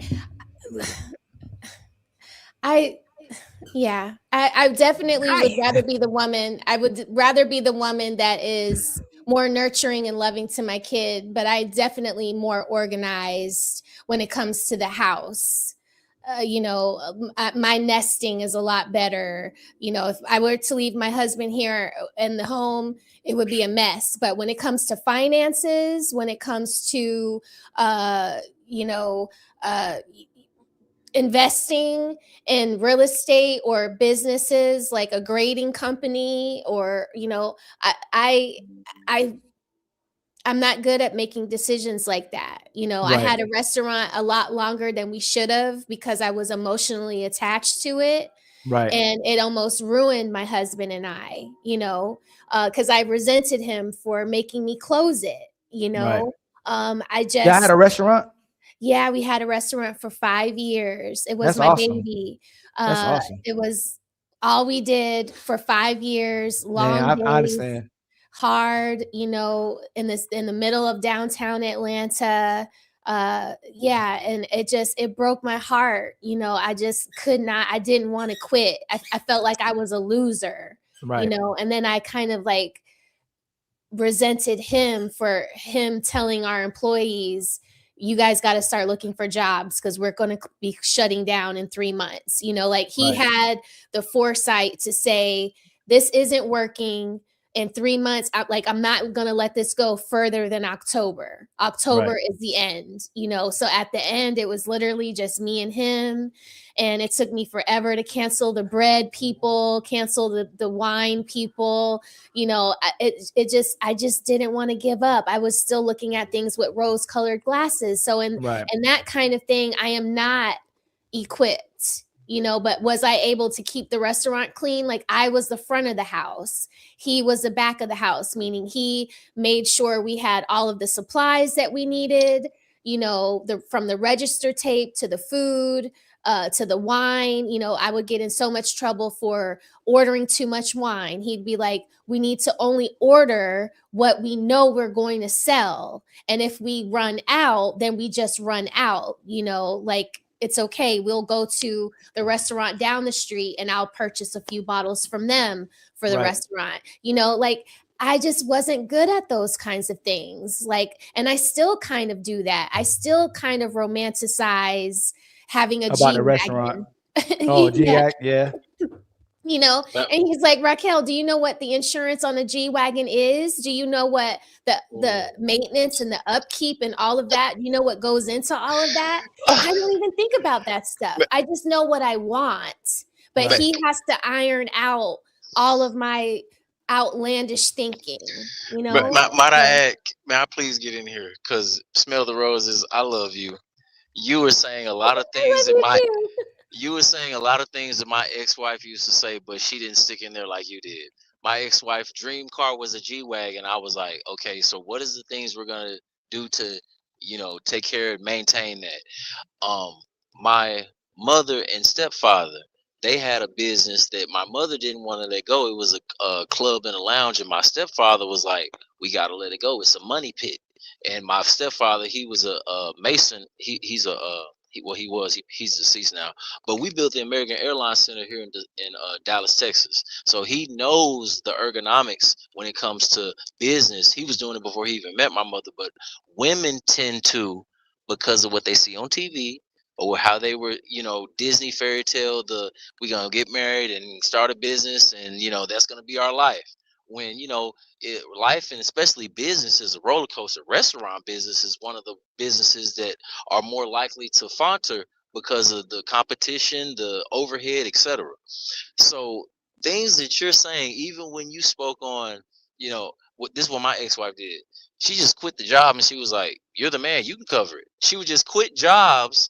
And it's like, okay, now I did that in my 20s. I did that in my 20s up until I was about 26. Yeah. We were in our 20s and it was like, okay, I calculated what you just taking care of the little bills. I'm taking care of the big bills. Now I got to take care of all the bills plus date night trips, et cetera, et cetera. And I'm not because we totally still wanted date night, even though we didn't have a job. And I wanted an outfit and I wanted my hair done. Yeah. Exactly. Nails got to be done. My ex-wife said, oh, nails are mandatory and you got to pay for them. And I'm like, okay, I'm in my 20s as well because we're the same age. I was 2 years older than her. And men don't get to that financial stride until we get in our 35, 40s, 55, etc. So I'm there now. And I just said to her, because, you know, I'm not trying to boast or brag, but y'all see what kind of vehicle I drive. I have a couple of vehicles. And I was like, when you were expecting that of me, I wasn't there yet. And that's one of the maturity levels, because women mature faster, and then they'll deal with men who are older, who are at that level. And then when they come deal with the dude that's on their level, they're impatient. And they're like, okay, well, I'm finna hit the ejecto-ceto cuz that parachute and they up out of there. And then as the time goes forward, you know, they're stagnant back at their mama house, and the, you know, man is, you know, moving on as a man should. But that's what the things that you said, Miss Rose, man, I'm be honest, I was triggered because I was like, wow, it wasn't just my situation. This is how women think because of the romanticizings of what they see on television and the we program. watch a lot of romantic movies where everything looks so easy to everyone. But my husband was like, you know, do you want us to lose it all? Like, we have a kid, you just want to lose it all? Like, he was like pointing out all of the homeless people on the street. Like, do you want to be like this? But you And know, I didn't want to, but I still wanted what I wanted. It just took me a minute to get my mind back right. but what do you think? So this is what scares us the most, right? And Stu, I want you to get in there. Do you think at that moment when you were mature, if you had $1 million, would you have left him? No, I wouldn't have left him. I wouldn't have left him. I would have. We would have been arguing over that $1 million and how I'm wasting it in the money pit. So majority of women. A majority of women, and I don't know, because a lot of times when men get $1 million, that's going towards their woman and their family. Yeah. If the woman gets $1 million, a woman get money, she don't need a man no more.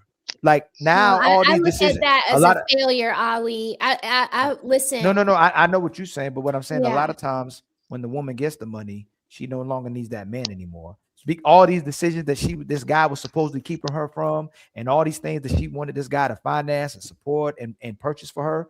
As soon as she has the money, you know what? I ain't got to fight with you no more. I ain't got to argue with you no more. I ain't got to go back and forth. Those things, if you don't have anyone, I can't. I can't fail. I don't want to have lots of riches and be lonely inside, or be with a man that only wants me for my riches.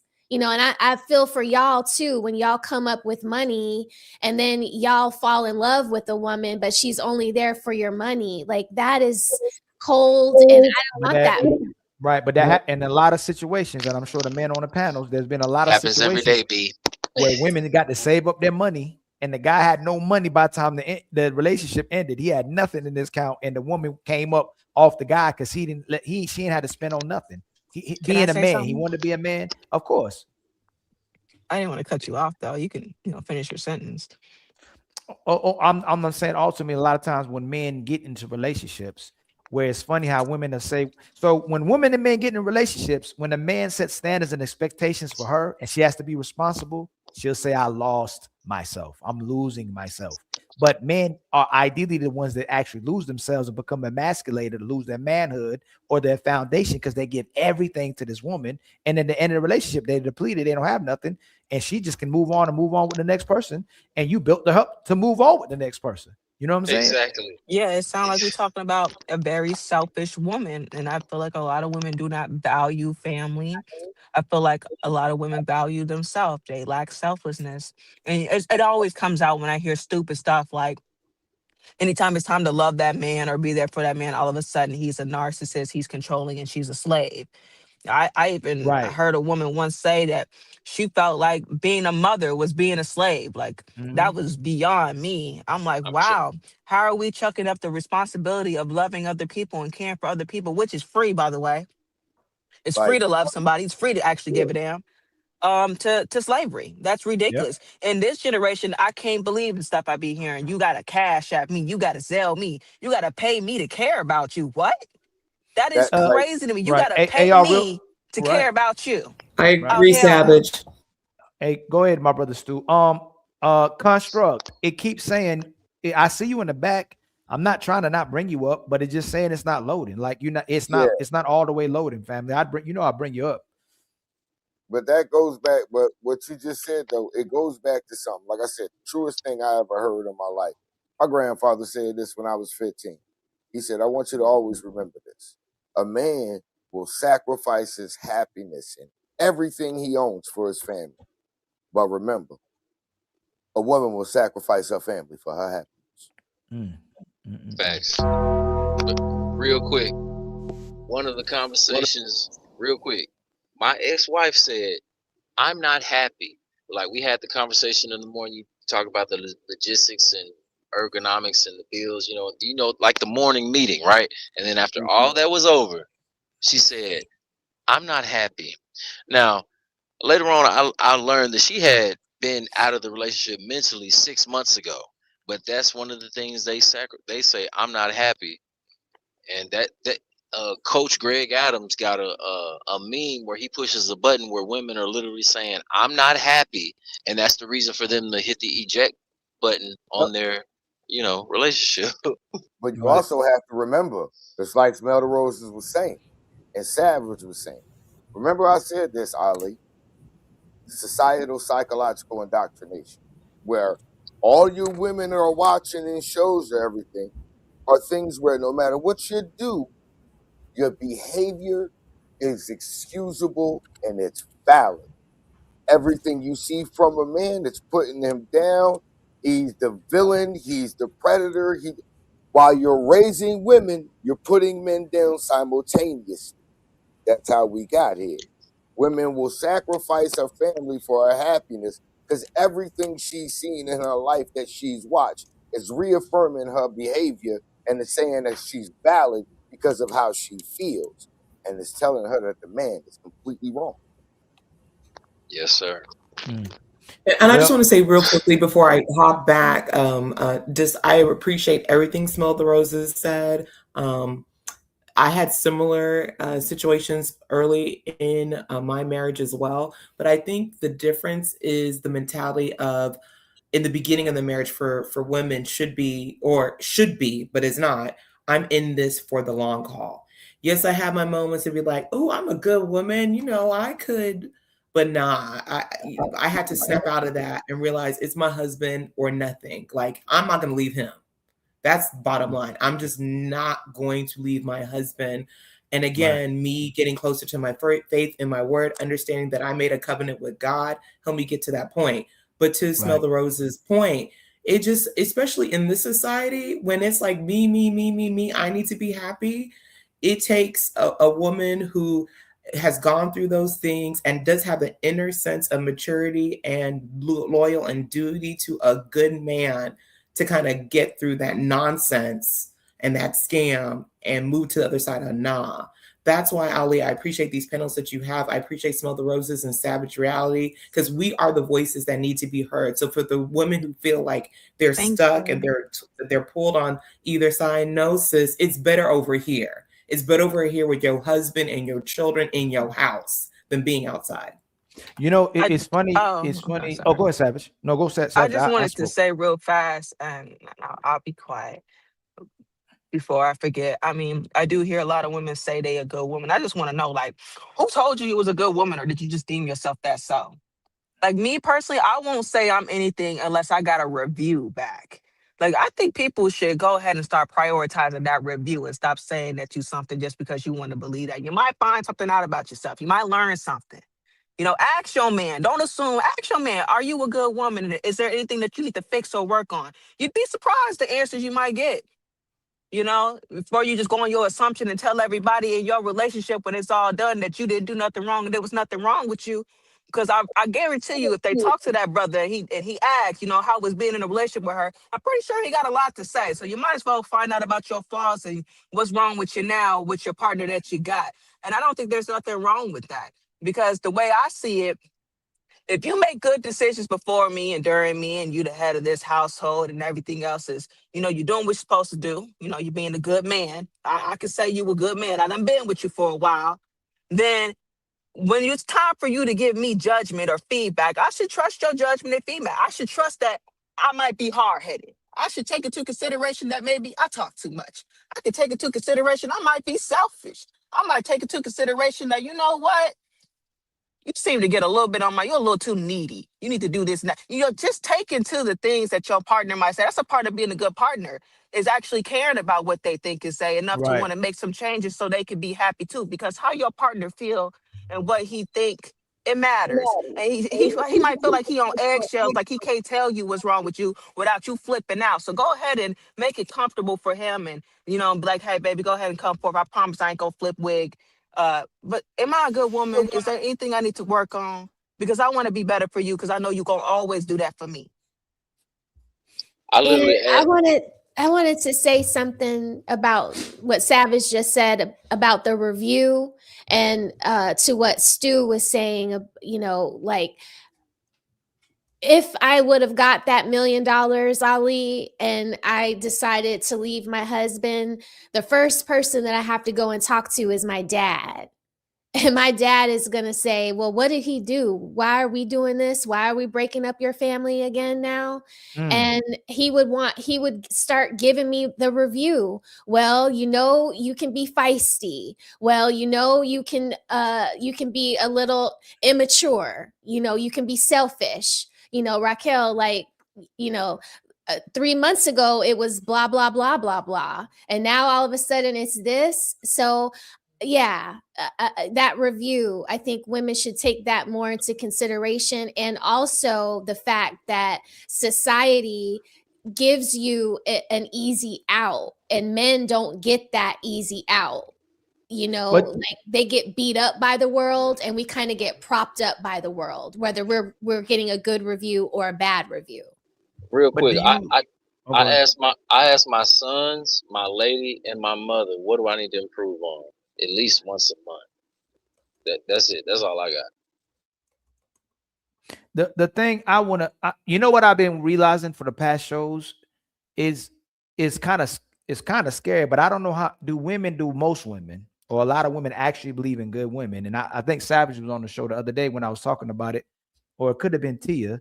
But anytime a woman come on a panel or a good woman come on a panel, if the women start attacking the women who demonstrate good behaviors or any type of behaviors that benefit the man, and they ain't even went at the other women yet. They ain't said nothing about how other women behave, what they're doing, how they conduct themselves. But as soon as a good woman come on a panel, oh, don't believe her. That's a pick-me. That's a chameleon. Women like that don't exist. Like, do most women actually even believe that women can be good? Like, is scary to me. And I ask that because why is it that a lot of times women need to hear from somebody else to stay with her man or to get the validation of a man from somebody else, where a guy can go against the whole world and still gonna pick his woman? Like that song, When a Man Loves a Woman, can't nobody make her start loving our woman. That song is real. But if women feel some type of way, if a friend support her leaving that guy, if her father support her mama support her, okay, I'll leave him. Society support her. Like, why does she always need someone else to tell her to recognize the value of the guy that she claims to love? That's a lot of women actually believe in good women? That's the parable of Eve and the serpent. Women are much more susceptible to outside influences. That's it. I think, in my opinion, a lot of those women just be jealous of the woman. And I personally don't understand it, because if you are such a girl's girl or whatever the crap they be saying, they be hating me. I'm telling you, Ollie, they hate me because I don't belong to the sisterhood. I could care less. But listen, I will always be proud of another woman that could take accountability, say that she needs to do better, and admit her faults. You will always have my love and my support. If I see a woman that's out here trying, you got my love and my support. But I would never, ever praise a woman with deflection that wants to defend being wrong. You want to act out your body. You want to lose your mind. You look like a lost woman. I can't support that. I can't clap for that, because I wouldn't want my daughter to be like that. Right. But if you could just be honest and say, you know what, I don't know if I'm doing this right, but I'm out here trying. And you know what, I got a good man, but I don't really know how to treat him all the time because I went through this in my life. And you know what, I didn't have the best relationship with my mama, and I have a hard time with getting along with other females or whatever. Cool. Be transparent. I would love to support you in that journey as long as I know you headed towards the right place, which is anything done with love and healing. Okay, but you can't heal and you can't do nothing until you take some accountability. The same steps it take to repent in that Bible is the same steps you take to healing. You got to be accountable. Okay, you got to be forthcoming. You got to be able to forgive yourself, and you got to stop your behavior. But you can't stop nothing, defending what you're doing, and you know you wrong, and then you want to come down on somebody because you jealous that they able to be honest in their journey. How you gonna hate me because I'm honest in my journey? Be honest in yours. You might love yourself a little more. People are jealous of the people that love themselves because they know that they don't love their self. They make you feel insecure about yourself because they love the fact that you feel good about yourself, but you make them feel bad because you feel good about yourself because they feel bad about they self being around you. It's crazy to me. Like you can admire someone that you think is special. I want to be around this person because they special. I want to be around this person because they make me feel good. I want to be around this person because they make me smile. But I can't do that. I don't make nobody feel like that. Who they think they are? Oh, you know what? This person think they know everything. Oh, this person thinks they special. Now I don't want to be with this person because I think they special. It's crazy how that works psychologically, how insecurity can turn love into resentment and into disliking somebody because of how you feel about your own self. So you got to really pay attention to how you feel about yourself because in return, you're going to treat people the way you feel about yourself. Let me read these real quick, y'all. Hold on real fast. It's time for some super chats.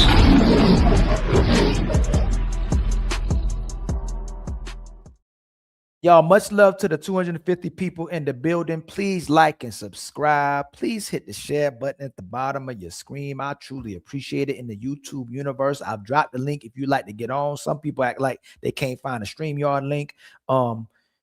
We only need $43 more in the Cash App to meet our Cash App goals. Okay, Construct.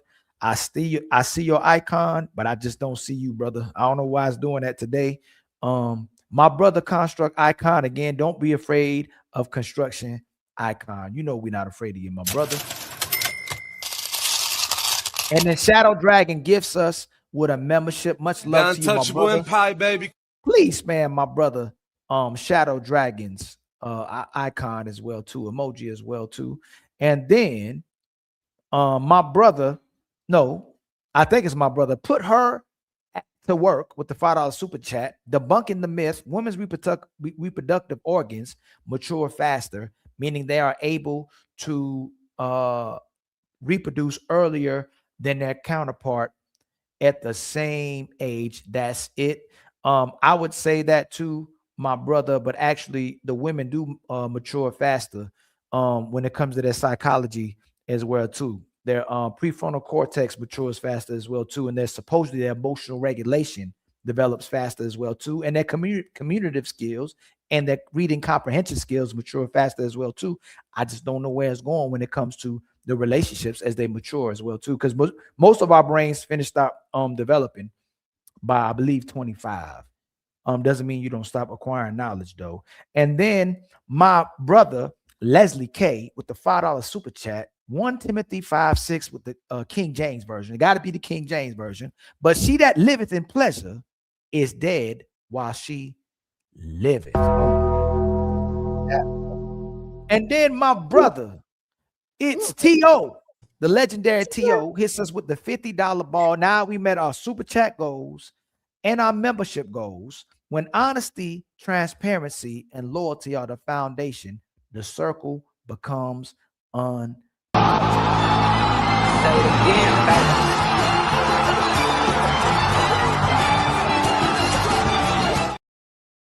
Them bars right there. Straight up. Say it every time. Woo. And then my brother Construct with a $2 super chat. Hello. I think that's him still trying to tell us we're trying to come up. And then my brother Wolfman with a $2 super chat. Love is easy. People make it hard to do the right thing. The problem is loving and receiving love is easy. Maintaining the responsibility of the upkeep is what's difficult for a lot of people. It becomes an inconvenience instead of always understanding you always got to work for love, just like you be working to hate. And by the way, shout out to the haters. Shout out to the head. I've been hating you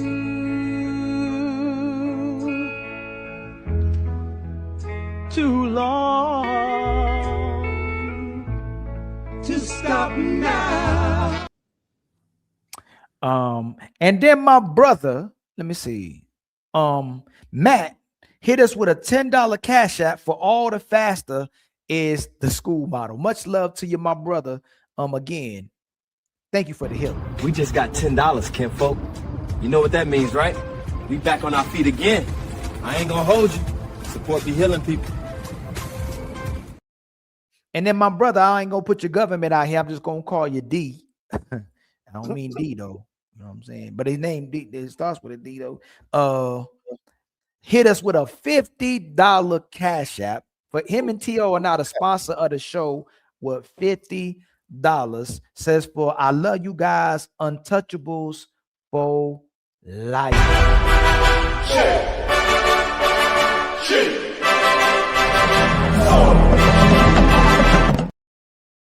Now we done hit all our goals for the show, man.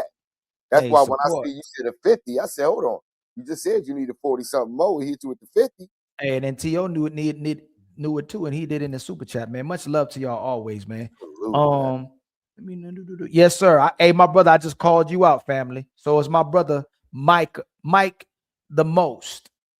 I used to pronounce that wrong. My brother Mike the Most. We got it, my brother. I truly appreciate you, man. You my dog, family.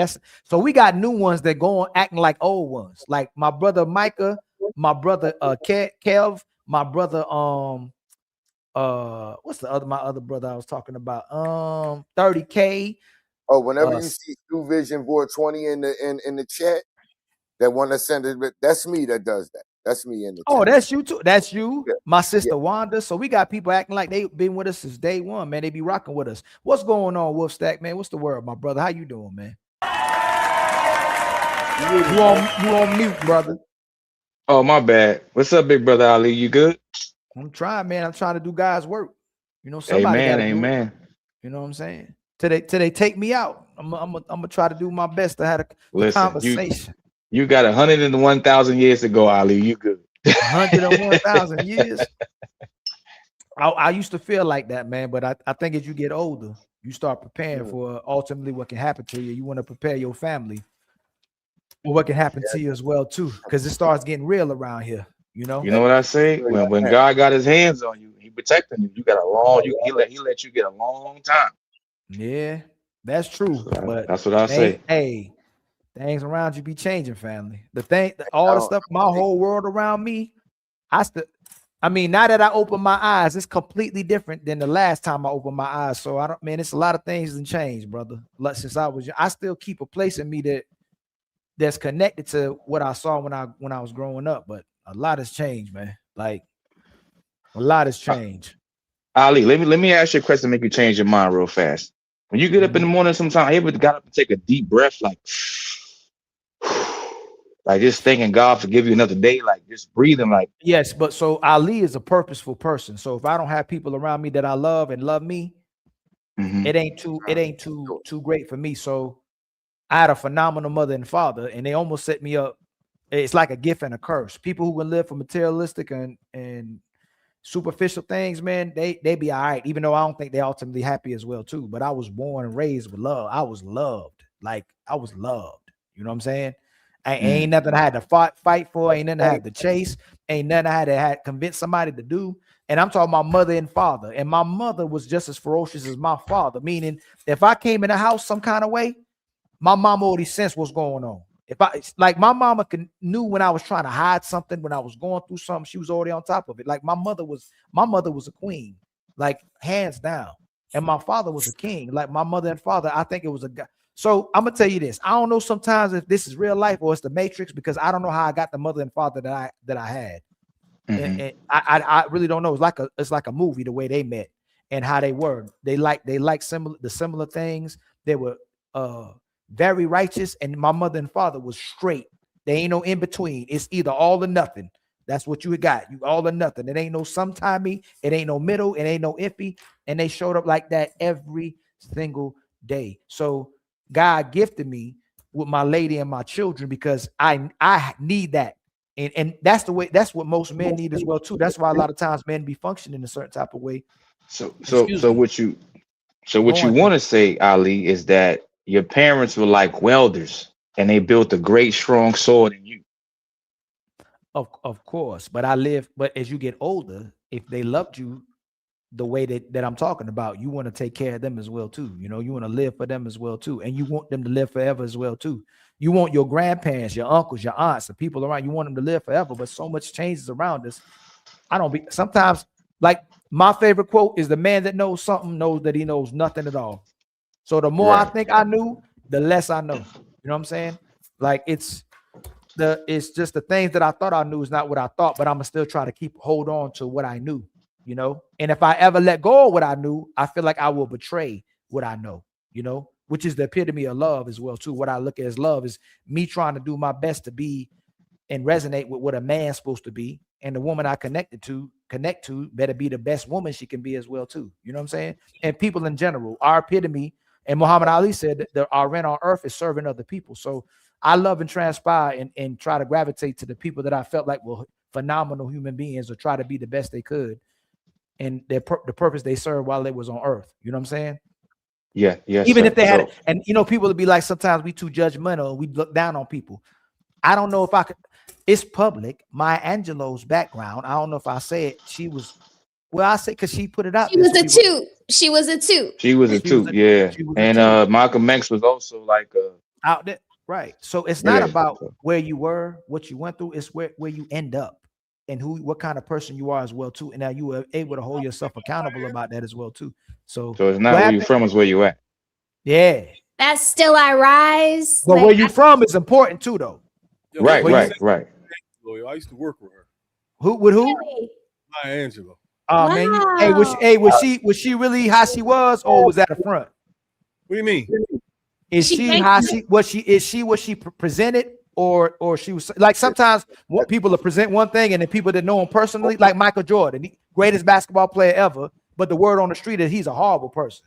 Was Maya Angelou the embodiment of what she presented to the world, or she was a different type of person? Like Aretha Franklin was supposedly a nasty person. What I know about Maya Angelou is she was always a pleasant person who always seemed like she was concerned every time I've ever seen her, but at the end of the day, she was a hoe back in the day. Yeah, but that was like 40, 50 years before she started. Like, don't laugh at that, Smell the Roses. I'll tell you somebody else, somebody who I was actually very fortunate to meet, spend time with over a long period, a few years, and still, while I was growing up in Philly, she's still there. That's Patti LaBelle. My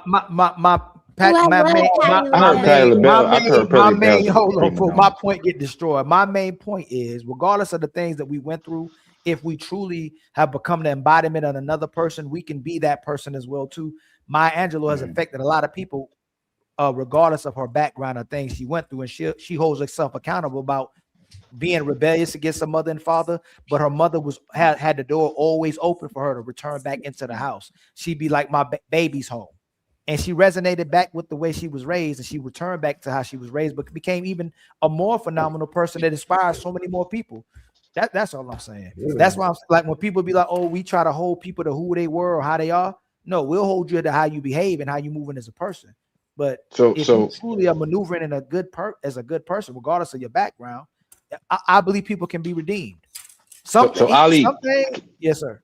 Can I ask you a question? And don't be mad. Don't be mad. Now, it's not a question. It's I have a statement for you. Will you be mad if I say who my two mentors are since I was a child, like a small child? My two mentors are LeVar Burton. Is that LeVar Burton from Reading Rainbow and Mr. Rogers? How could we be mad at you for that? I mean, because some people are like, oh, you're not keeping it real, you're not keeping it hood. The reason why I wanted to be like them because those guys I love them too. The reason why I use that because butterflies in the sky. Sit up, take a look. It's Reading Rainbow.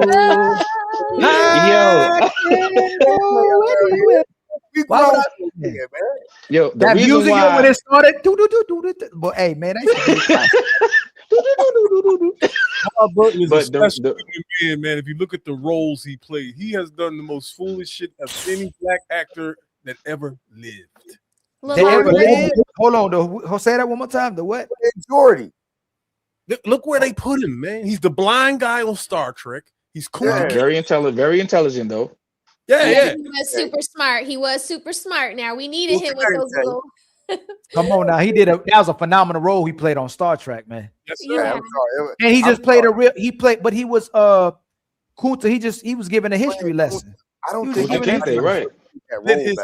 No, that was bad. That was bad. The way he played that role so definitively, I don't know if anybody could play that role better. Yeah, right. Nobody can. Okay, I agree with that. But look, I was saying that to say this though, Panel Ali. Like this, I model my personality after men I thought were really, really, really good men, good people. So that's why would you be? Won't you be my? I liked him, and he ain't play that stuff either. Like, hey, he was sitting in front of a judge, and they were trying to get rid of that show about how it can impact kids or society as well too. He did a great job explaining it, but he also didn't play that stuff. You know what I'm talking about? He ain't play that. He played a man. He was about the man, woman, and child. Ain't nothing else that existed but the man. And no disrespect to anybody who thinks different. All I'm saying is that ideally our anatomy is made for each other. I still love the people that don't maneuver that way. But if we imagine if all our parents didn't maneuver that way, we wouldn't even exist. And that's the thing that I don't understand when we promote what we promote is strong, independent, or people not being with each other. If our parents didn't come to contact with each other, most of us wouldn't exist. Even if some of y'all came out different kind of ways, we wouldn't exist. But this is what they want, Ali. They want to destroy the world. His mother knitted all of his sweaters that he wore on the show from his mom. That was so sweet when I found that out. Because every week, Mr. Rogers, yeah. You know how much, y'all? Do y'all realize that at that time, my mom used to knit all the time. Ain't nobody had it wasn't no inconvenience. She would just be doing. It's like she did all the things that the women would do back then and put their energy into. She would do a quilt. She would do hats. She would do socks. She would do clothes. She would do vests. She would that's things no one had to get her to do. But to be fair, I believe what the way that we've been engineered and programmed is it becomes an inconvenience to love. You know what I'm saying? Instead of all the way it used to feel to love, it's become an inconvenience to love versus how much purposeful, how great someone felt to love. You know what I'm saying? And if you never, that's the part that I don't know if that was Savage Atia that was talking about. Not only can you not possibly, it's very difficult to teach love. You have to go through love. You have to experience, it's the way you're being raised, man. The way you raised, what's being instilled in you, the support that you have. You have to actually go through love to know love. You know what I'm saying? You know what love stopped? You know what love stopped, Ali? When women started forgetting that you have to connect yourself to someone to love them. Like I see women, like I said all the time, Ali, I live in New York. I see women all the time on the train with their kids crying on the train. It's never no like, shh, calm down. Mommy got you. It's like, yo, shut up. Why are you crying for? Like, it's like, I feel like most women have lost the ability to love, even their own children. Remember, we went from a time where they were talking about some wait for love. Now we in the time period talking about some love don't live here anymore. Love don't live here or you gotta pay for love. You gotta pay for love. Yeah, it went from wait for love to pay for love. Yeah. Pay to play, right? That was the bar, Stu. That was the bar. Look what my mom made my son, Ali, when he was a baby. That's what. That's dope. That's dope. That's amazing. That's amazing. That's and amazing. the shoes too. She made shoes for him. Like, come on, like. See, I'm a type of son. I will hide that. Like, mom, don't show that to nobody. Put that in the closet. No. I would not me. I wear them hats. We were having a moment. Right. I wear them hats. And shout out to my brother Drobonot, man, for a gifted membership as well, too, man. Much love to you, my brother. The Untouchable Empire, baby. Let me see. I've been starting to start my lives earlier again. I'm just trying to get some things back in the works. I'm trying to get a different system with my real estate business going. So I got that kind of set. So I can get back to my regular schedule a little bit too, but I'm trying to draw out that a little bit too, so I can do a little bit more closings on certain months. You know, I'm trying I to. want to get my real estate license. I've been thinking about it. My husband has his. I think I want to get Go one. get it. What I do, you don't Yeah. need to get it, but it helps to Okay. have it as well too. Okay. Like some laws are starting to change in different states, because they're trying to make it more difficult for people to keep up with corporations. So that's why it's becoming more difficult to buy a house. That's why it's more difficult to find land. That's why the food is getting the way it is. Like that's why they're investing in multi-families or apartments, because they don't want people to own their own land. They don't want people to own their own home. They're moving away from people having ownership to where people are literally being owned and taking it back to how it used to be. But now they own everything. You know what I'm saying? A lot of y'all on the panel probably had family that have land. You know what I'm saying? And maybe I'm getting ahead of myself because it's rare to come across black folk now. They got abundance of land, but my lady, her family has a whole bunch of land still in their family, where it's rare to come across black people who have land. When I grew up, most of us, when we were growing up, somebody in your family has some land. People had land, you know. But now it's becoming like that with white people as well too. Like majority of they're taking land away from people, and corporations are starting to own land, or nations are starting. Like the amount of, and I hate that we get in these conversations like that, but the amount of It's the elites, Ali. It's the elites, Ali. They want people. China, You ever seen that? China is buying a lot of land in the United States, but that's a whole nother conversation. Oh, that's right. I don't want to get yeah. But nations and certain people of power, they buying up land to where it coming to a point where we gonna be people. They got, and that's you're why gonna be in an apartment with AC, with internet, ordering DoorDash, and then you're gonna have a surrogate to go to work for you every day as well too. You're just gonna be chilling at the house getting super big. No offense to big people. No offense to big people. Right, let's be real, Ali. But I also said though, let's think about this. We got to really think about it. This is why I brought up the time before when I said I can't stand when I hear the word patriarchy brought up to black men. Oh, We've yeah, never known anything about that. That's crazy. That's crazy, because in the black community, patriarchy never existed. Right. The woman and the man always worked in the black community. Right. In some homes it did, though, Stu. But there was still never a patriarchy. It was always a symbiotic coexistence. Oh, hold on. What you said? Hold on. I'm saying, yeah, you're right. What did you say?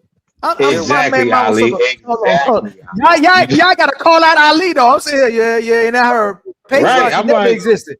There was never a patriarchy in the black community. It was. That's not true. That's not true. No, the uncle, the father, the brothers, like, yes. Men used to be the head of the household back in the day. Of course it was, Stu. It's not. They were the enforcers of the rules in the household. That's what it was. Wait, say that again, because you froze. Household work, and both of them. No, hold on. You got to slow down so we can. Hey, Stu, you talking and we ain't hearing you. You got to slow down a little bit so we can hear you and grasp what you're saying. Are you trying to say that black families weren't patriarchs? No. What I'm saying was the idea of the patriarchy in the black community between black families, that did not exist. So that was never an idea in the black community. I'm gonna keep it real, because I can go through historically with this, because it's been nearly 60 years that I can actually go through historically and point it out where it never existed in the black community until it was brought up, when the patriarchy was really established and talked about by, and Miss Smell the Roses. This is not a shot. I think somebody's asking for the link on your side. Do you want me to give you the link on the back chat? White women had against. Oh, you know how to take the link. What am I talking about? You know how to copy paste the link. I think somebody on your side asking for the link. Women, or is that into that? Because think about it. During that same time period, black men, literally, most of us thrived in industrial factory jobs. Those jobs were pulled out of our communities, and that's when the crack epidemic hit. And what were we left to do as black men? That was our only way to make money. So my brother Stu, my brother Stu, what does the patriarchy mean? When you're talking about in the black community, ask me No, what you're no, talking no, about. Yosemite, the no. Alamo. I'm just You don't know asking you anything about that. I'm asking you simply by itself. What is a patriarchy? Define that. I'll do this for you.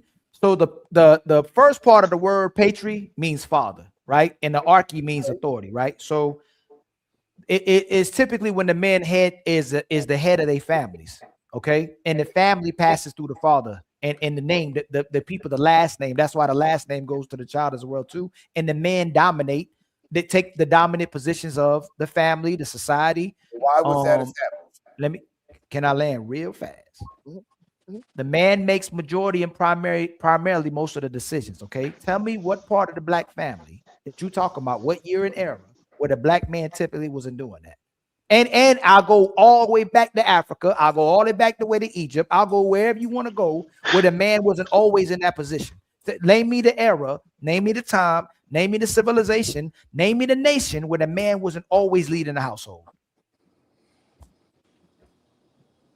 Oh, you on mute. You on mute. I hope that went on purpose. You look like you rapping, Stu. Stu, you on mute, family.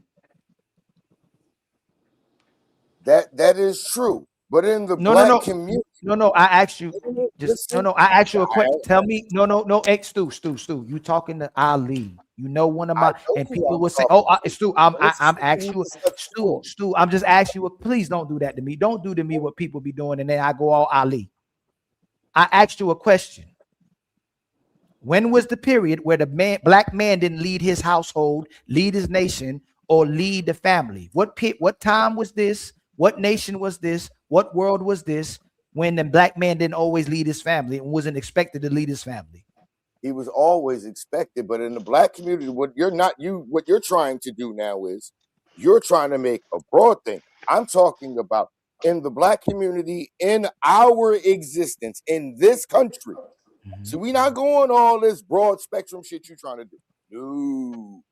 In the black community, in this country, in this nation, where are we benefiting from a patriarchy? The patriarchy, as we know it, yeah, a black man leads his family, but he never did so without the consultance of his wife, the other woman, the matriarch in the house, as someone else. Hell no. Stu, you tripping, OG. So who wants to rebuttal that? Who wants to rebuttal it first? You didn't grow up during that time period. I'm not about to take over. I'm not going to take over the rebuttal. Who wants to go? Okay, you tripping, OG. Okay, so here's the question. So you mean, no. Stu, you asked the question. You asked the question. We're going to start from Reese. We're going to go from Reese. We're going to start at Reese. Where your grandparents, your great-grandparents, the woman didn't have a say-so in the household. No, I'm 38 years old, Stu. Respectfully, I had a hold on. I got a mama and a daddy. My daddy never had to ask my mama when he wanted to do something that made sense. He just told her after or like during, like, yeah, I'm doing this now. All right, just letting you know. Like, no, bro. That's even hold on. Even before patriarchy just means the man leading the household, leading in general. That's all it means. You're using what you're. I know I have a white mother or a Spanish mother, but I have grandfathers on both sides of my family. On my black side of the family, my father's father, my grandfather was married to my grandmother. He was a stonemason. He was very much the patriarch of the house. Right. So, but tell me he didn't tell me his wife's decision or her words and their conversation didn't guide or have any kind of relevance on the decision he made. Well, my grandmothers, they made decisions in the house. They made decisions in the house, like what the children were going to eat. I'm sorry, but that's not like we're going to go buy a second car. They didn't make those decisions. No, I'm not. What I'm saying is, before a final decision is made, her voice is heard. Her voice, the things she says, those things are taken. Those were taken into consideration. That's new, Stu. That's new. For the rise of the feminism movement. 70, 80 years ago, men were not asking I'm lying and about it. I've listened to the stories from my grandparents. And my 70, parents. 80 years ago, And my Stu, mom was one of those men were idiots. not asking women nothing. They just did it. Feminism bullshit. My mother was one of them dumbasses that fell victim to it. And she's still a victim of it. Oh my God! Please don't tell me I don't know what I'm talking about. So, but what you're saying right now is anecdotal. That's your household. That's your household where you had a man, in there that had to ask a woman something before he did it. Back in the days, let's go to Tulsa, let's go to Mississippi, let's go to any place you want to go to in black neighborhoods. Men didn't have to ask their woman to do nothing. They just did it, and they said, "Babe, I did this. That's it, bro. You got the car fixed. Tell you what, you gotta go get the car fixed. You just fix the car. This is fairly new. This is fairly new. This is a new thing. Always heard in the house. Hey, Stu, you gonna let the people respond, family? You may let people respond to have their positions. It's funny how you saying you can't have a patriarchy without your wife giving you suggestions or advice or some counsel. You may have counsel with her as well too. Go ahead. Geez, Stu. The patriarchy is basically the man heading the house. There's no time where the black man and the black woman had equal say with each other. The black man typically always had the last word. No, we going this way. Hey, babe, what you say? Let me think about that one. Let me finish. Let me think about that one. Stu, come on, Stu. That's crazy.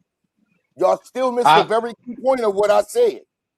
No, that's how you expect people to listen to you while you talking over people responding? You doing what Crip Jesus was doing. I literally said it in the beginning, the point that y'all keep skipping over. You're just skipping over the fact that you're talking over people. Don't go, my bad. Let me let people land so I can land as well too. What if everybody purposely started just talking over you? Come on, Stu. So Stu, I was in the middle of talking. Y'all started doing that. Stop it, man. Come, man. Hold on. Is this what we doing? So you a victim? You're a victim. Here we go. I was in the middle of talking, and Wolfstack started talking over me.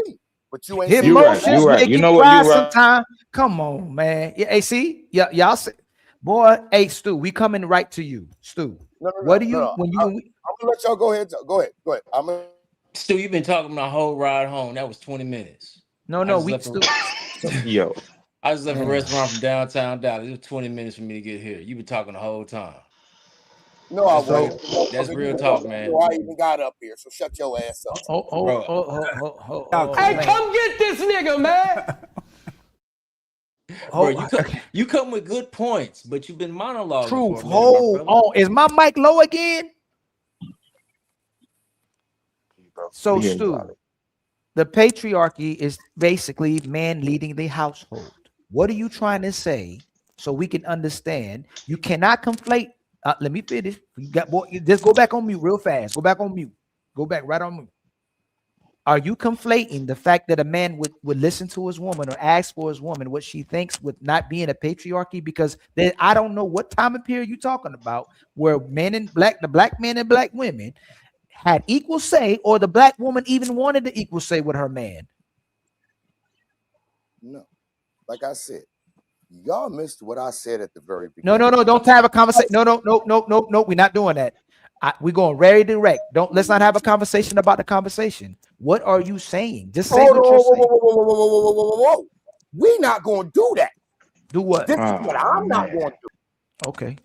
So again, that's not what we're gonna do. We just want to move on from that. Don't make no sense, man. It don't make no sense. Hey, whether I'm not, it don't matter if I'm nice. I told y'all, it don't matter if I don't turn up. It don't matter. Somebody gonna still try to find a way to make me find something about nice being wrong. Do what? I just said say what you say.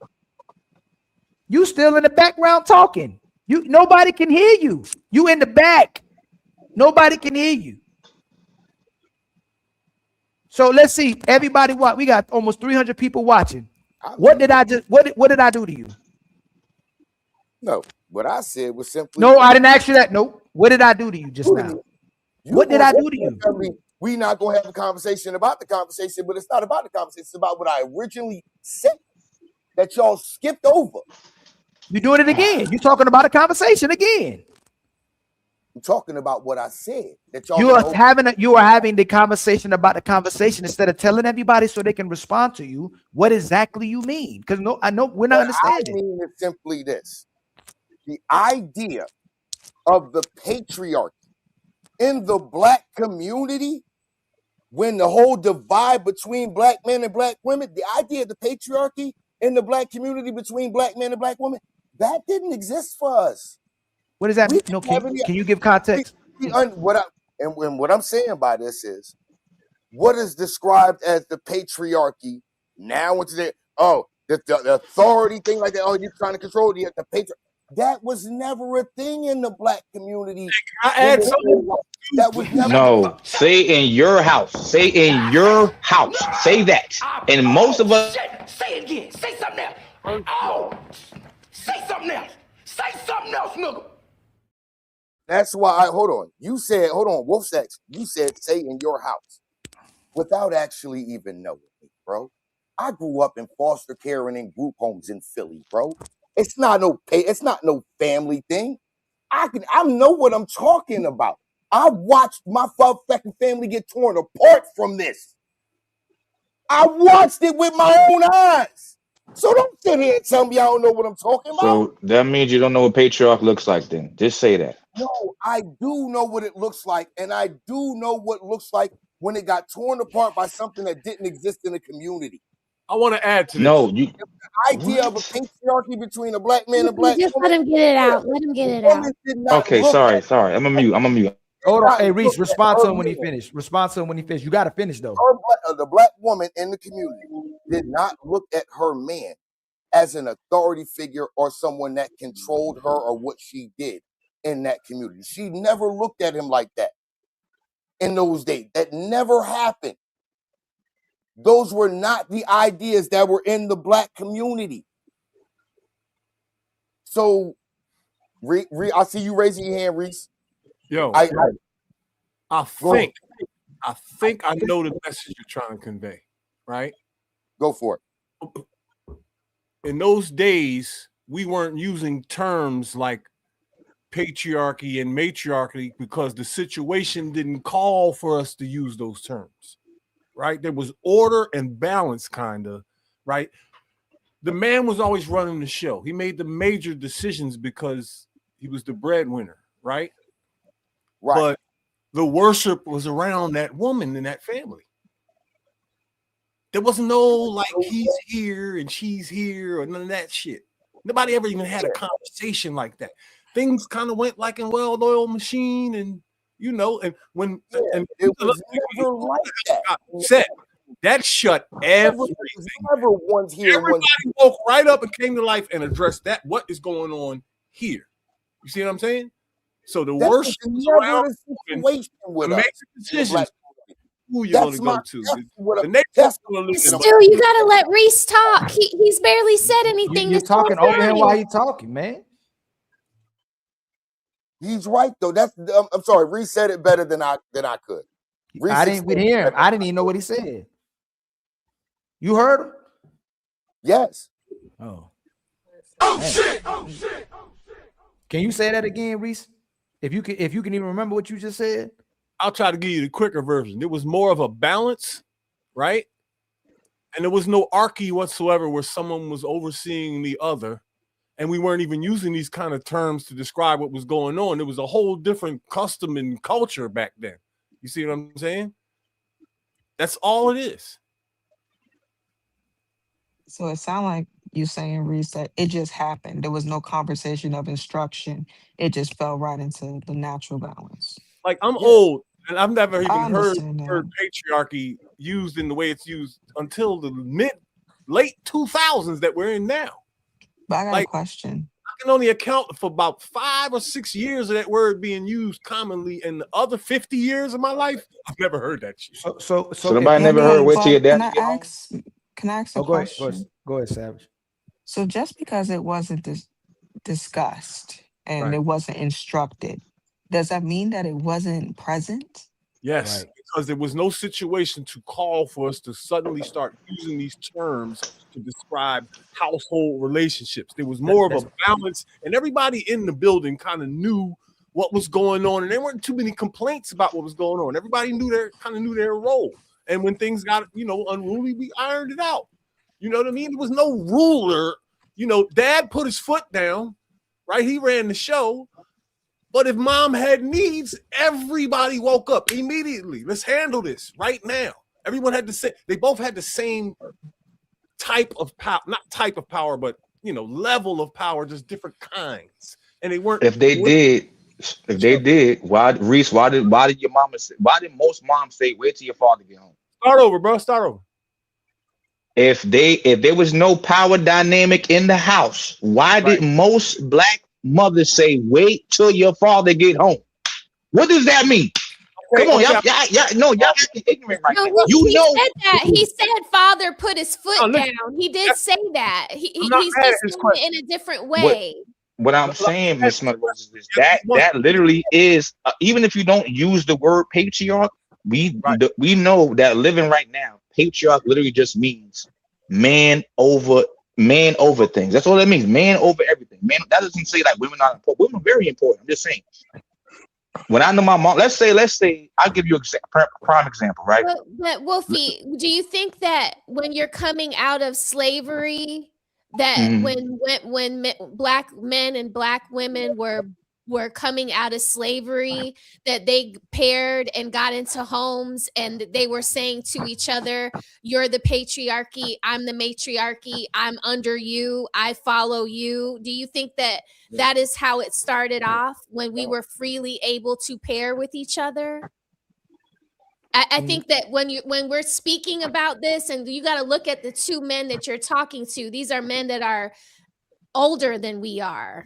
So they didn't grow up watching Mr. Rogers. They probably grew up watching other shows that were less what do you call it?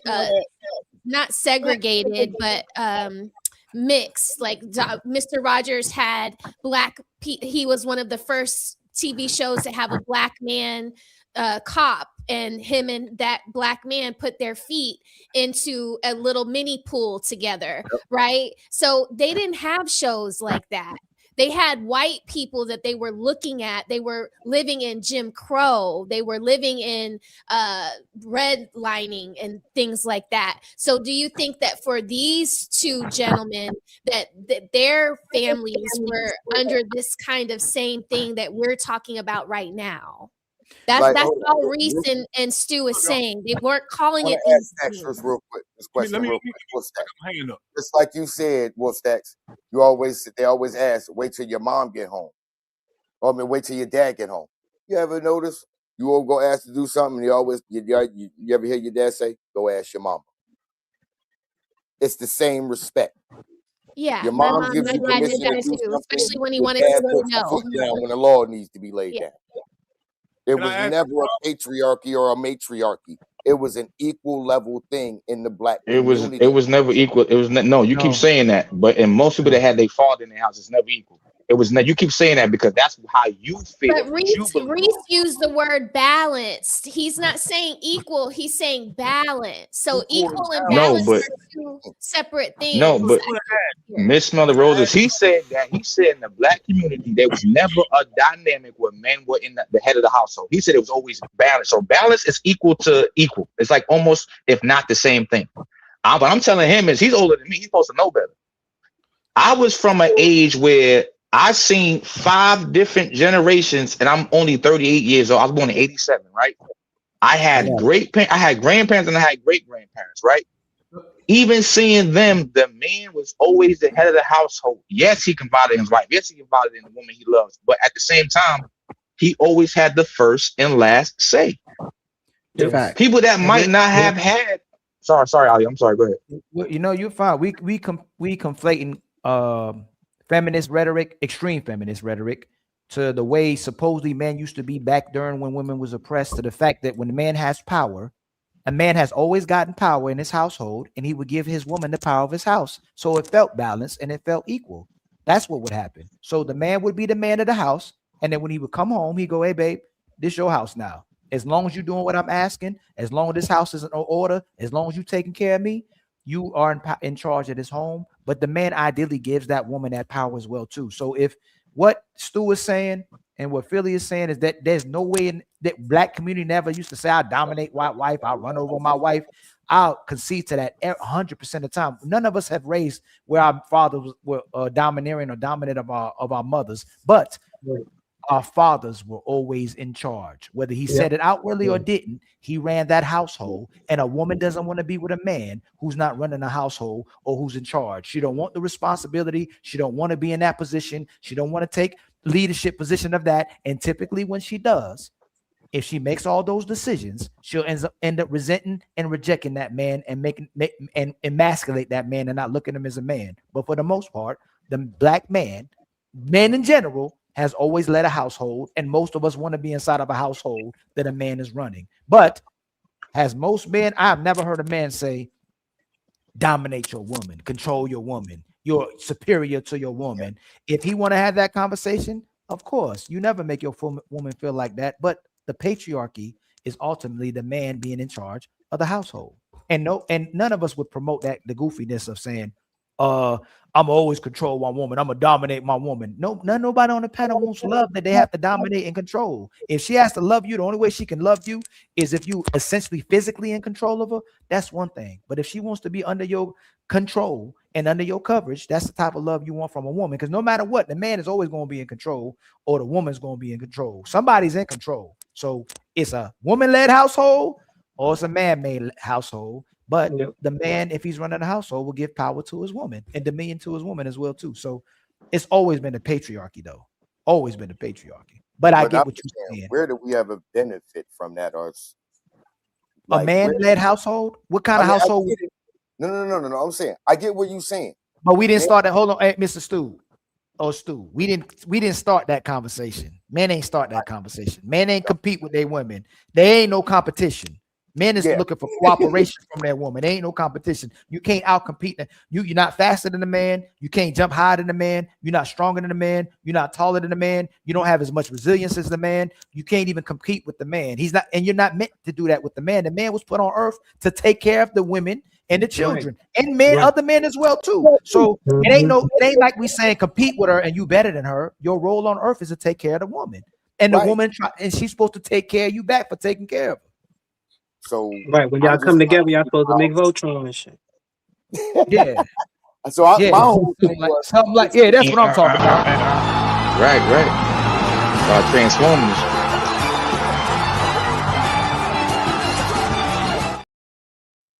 I just don't think it make any sense bringing that up with us. But that's why the whole thing. But who does? But who brings that?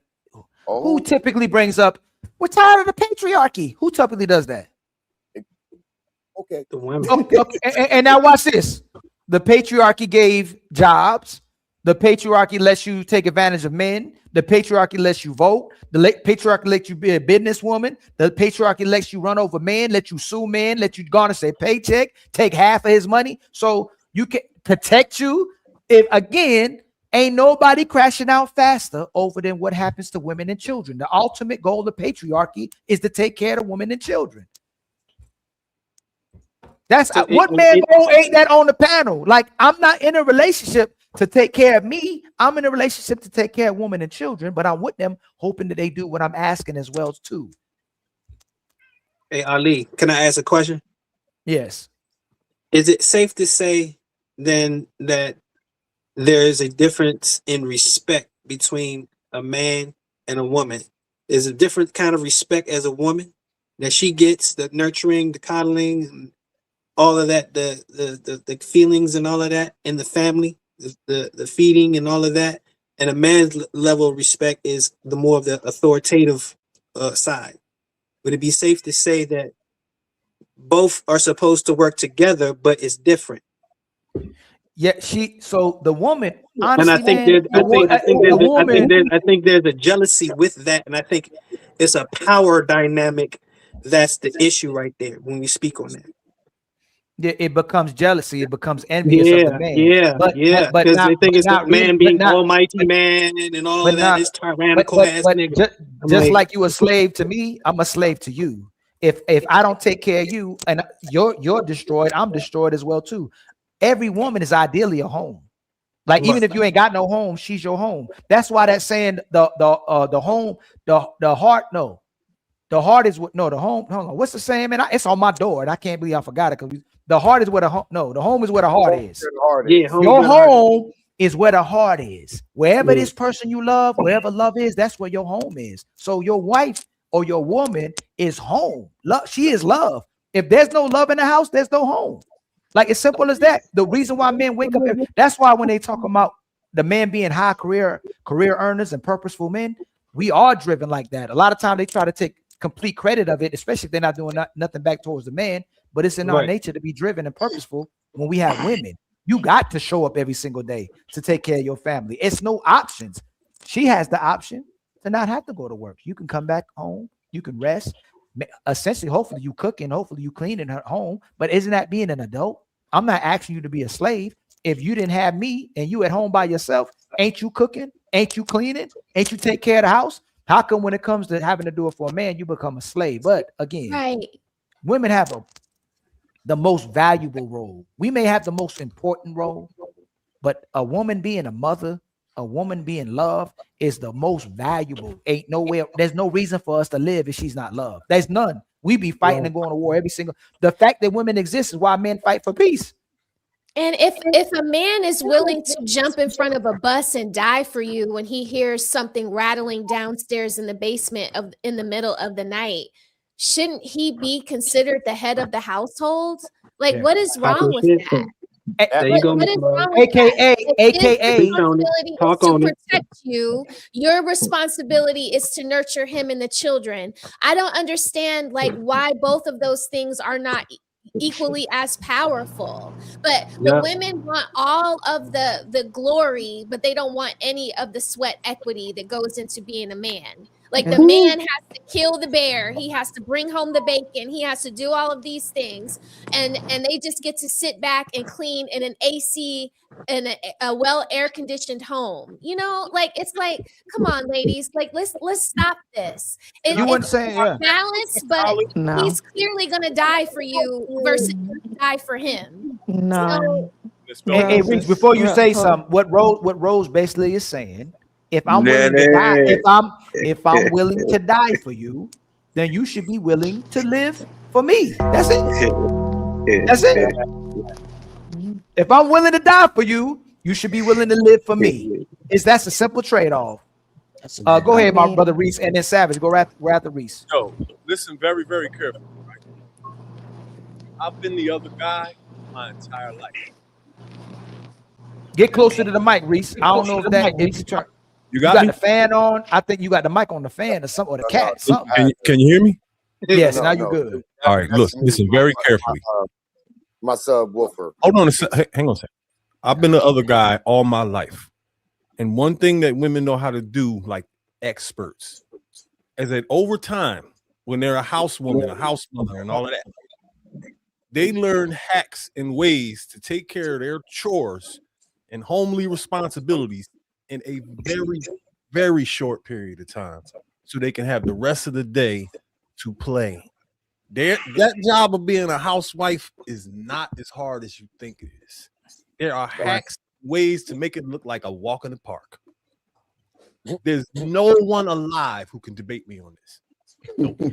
Are you? Have y'all not? Do y'all realize we so brainwashed and programmed and engineered? We only talk about this when it comes to doing it for a man. She not complaining about it when you're just an adult. If a man's single, what he doing? He's cleaning, he's cooking, he take care of his house. If a woman is single, ain't no big issue. She got to cook and clean. She got to take care of her house. It only becomes a point of contention when you have to do it for somebody else. That's all it is, really. Like you have to think about this. You said you wanted to work, but then you say being a housewife is a job. So then why you want to go to actual work? Why don't you still keep working in the house? If you want a job, you want the opportunity to work. Stay your behind in the house and keep working there. And if you say it's a job, but for some reason, if we come back home, It's the easiest job in the world now. It was the hardest job in the world when you was home, but soon as the man come home and you go to work, and now I'm a lazy bum. Now I'm a broken, a lazy bum. It's the craziest thing in the world. So ultimately, what you start seeing is that the woman wanted a lot of women. Shout out, and I'm gonna say it again because I gotta keep saying it. Shout out to the real women. Shout out to the women that love their family. Shout out to the women that love their purpose. Shout out to women that's taking care of home. Shout out to women that's taking care of yourself to be the most productive, loving, giving person in society, and being a woman of community, God, youth, and righteousness. But for these other women, they wanted to go to work, so they didn't have to work for their man. And then they sending their kids to daycare, so they ain't got to watch their kids. That's all it ultimately is, because none of y'all complain about what you do. Y'all love it. Every man on this panel can work a 12-hour shift, and when he get home, he still want to beat the brakes off his woman. It ain't no, oh man, I was working all day today. I'm tired of that sex. I don't feel like having sex. Hey, I came home just in time to beat the brakes off of you. That's what I did. I worked all day. Hey, do we need to do something with the kids too? But the ultimate goal, I'm still gotta make love to my woman. I'm here for my lady. I still gotta beat the brakes off of you. A lot of women.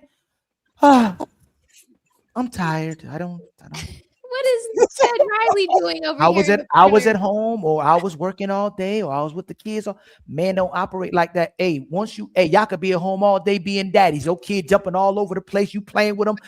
I can't. And in your mind, well, I can't wait till she get home.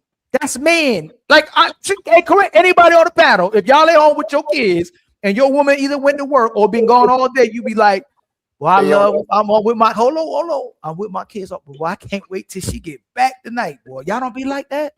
You on your Faith Evans right now, son. Everybody, I swear to God, anything. If I go to work, boy, I can't wait. I can't wait to see that tonight. If you at home with the kids, boy, whoo, I can't wait to see that tonight. There's nothing you can do that you can't wait to get back to the woman.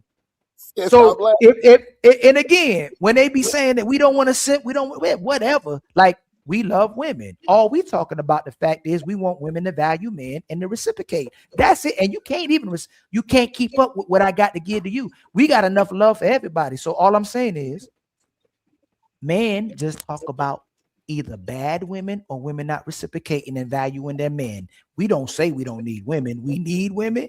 We love women.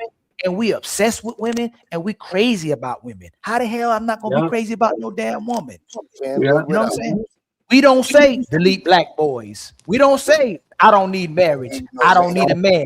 I can do it all better by myself. Brag about the single life. Brag about hot girl summer. Brag about being a boss bitch, a bad babe. We don't brag about none of that. Hey, where this woman at? I want a woman. That's the number one thing that men are looking for. You want a woman. That's all. Period. Get in deep. Anybody rebuttal me if you want to. Right now, y'all thinking about. Right now, Reese was like, "Yo, man, where that?" Yeah, like you think about the lady. You either think about a woman that you ain't with, or you think about a woman you ain't with. That's majority of the time what women think. And then you get disrespected for that. You a sexist because you thinking about a woman. Ain't that crazy? Man, we don't love women, but most men want multiple women. What the hell you talking about, man?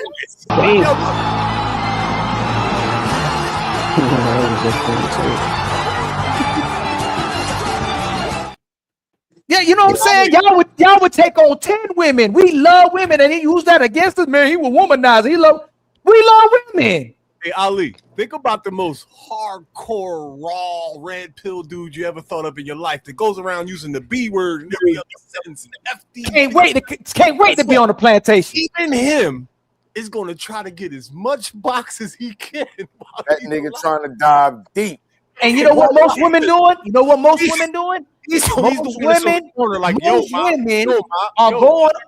women are going on missions. Most women are going on flights. Most women are finding every way possible to prove that they don't need a man. Yo. Right. What the hell? Think about that, yo. And then you come out here talking about the patriarchy. The patriarchy was built to take care of women, Stu. What you talk about? Ali Ali. cooking like shit, boy. That boy cooking. Deep fry Ali. cooking. What you talking about, mister? What we God talking? Wait, damn. man, with a patriarch? What you mean? All a man want is Motherfucking all a fried man chicken, want is a woman to love him. That's it, Stu. The patriarchy is built around her. Hey, Ali, I got a theory, right? cooking like a motherfucker. God damn. That's the case. What the fuck they complaining for? I ain't even hear This man cooking. Savage and smell the roses, and Truth already talked about it. They are complaining about having to have a responsibility to love you. That's controlling. So when you control your hold on, Stu. Right. When you got one woman, you gotta control where you put your manhood at. You gotta control that thing down there because it got a mind of its own sometimes, right? You gotta control yourself, not going outside with the boys all the time. You gotta control yourself not to go to the strip club. You gotta control yourself not to be going to see other women. You are controlling yourself to be with this woman. So as soon as you say, "Hey, you know what? You shouldn't talk like that." You shouldn't talk like that. You shouldn't dress like that. You shouldn't conduct yourself like that. You should cook a little bit like you would cook if you was by yourself. You should clean like you was by yourself. Just one more low. Oh my God. Smell the roses. Ali's controlling. Oh my God. Realize it's controlling. Because you asking to be loved and you asking for the woman to meet an expectation and standard that she wants a relationship with you, but she wants for you to have no authority with all the responsibility. Wait, hold on, one more. That's slavery.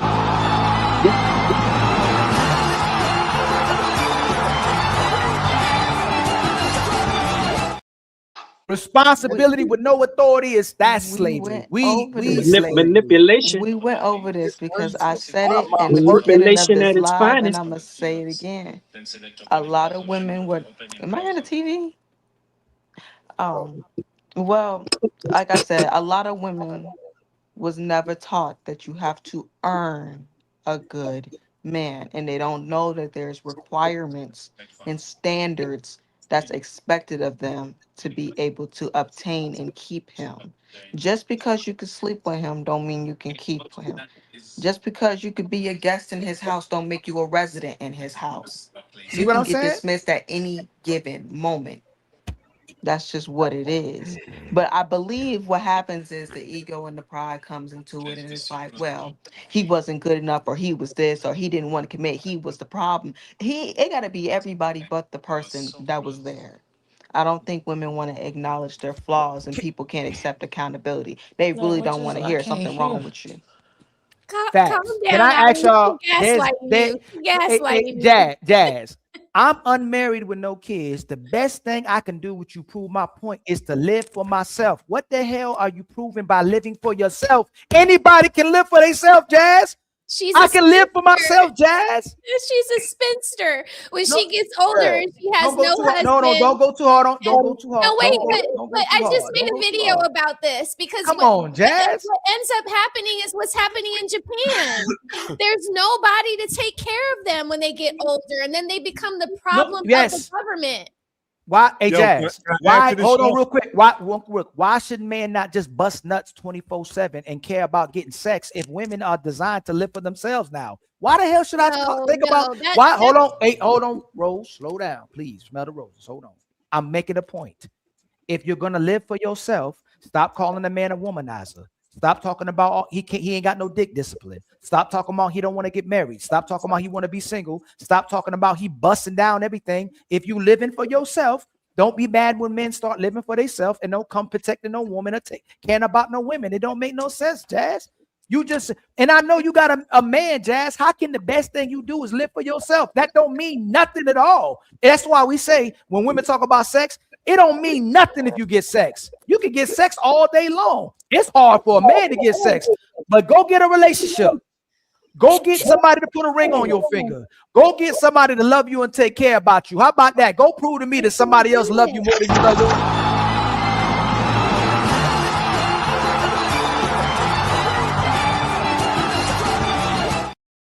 God dang, man.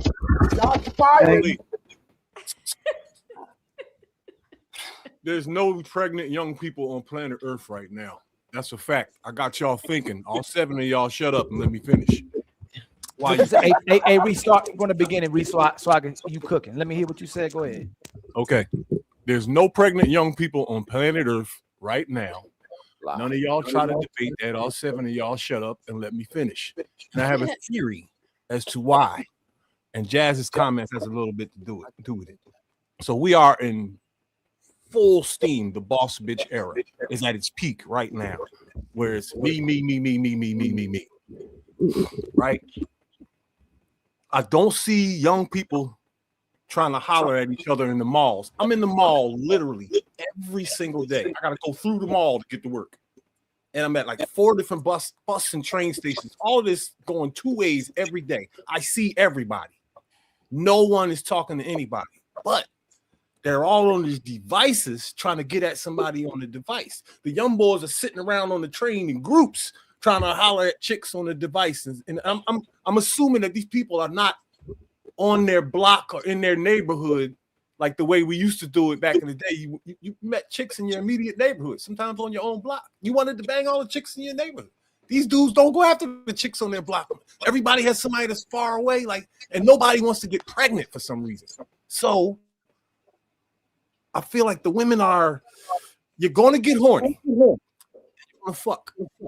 You should probably find a dude you'd like to do that with, because living like that, you find a lot of dudes that you like and you're going to fuck them. And they're going to do the same thing. And this culture is only going to bloom into ultimate chaos. Where is the next wave of children going to come from? They ain't even, where are they? It's crazy. You know, for the first time in history, 40-year-old women are having more kids than teens. Like, first time in history, young women. Now that you've all had a chance to think. 40-year-old women are having more kids than a young girl. Now that you all had a chance to think for a minute or two, I want y'all to respond to what I said. There are no pregnant young people on this planet. I haven't seen one in 5 fucking years. Hey, let me and that is a fact. That's a fact. Hey, hold on, CEO. Hold on, CEO. Hold on, real quick. Hold on. I'm being a horrible host. Hey, I apologize to my brother Rolando, and I apologize to my brother CEO. Let them speak first, and then Truth, you just came back, so I know you ain't been talking. You come right back in. Go ahead, my brother. Go ahead, my brother Rolando, then CEO, then Truth. You on mute, my brother. I gave you the mic, brother. You on mute. You talking to yourself, brother. You muted, Rolando. It's your time to shine, brother. You got to unmute, fam. Huh? Unmute. Oh, 2 seconds. Oh, you need. Hold on, Stu. It ain't. You my co-host? No, I was just letting you know he was muted. How many voices he need? I didn't know if he was still talking. Yo, Stu, you a trip. I love you though. I love you too. You say you need 2. Is he saying he need 2 seconds or 2 minutes? Is that what you're saying, Rolando? Blue dot, you're muted. Oh, okay. I'm gonna just go since he not. Go ahead, CEO. Go ahead, CEO. And your mic cracking up too, man. All right, my bad. That mic a little dusty. That's better. Nah, it's a little dust. Let me see if I can help you. Hold on real quick. All right, go ahead. That's good now?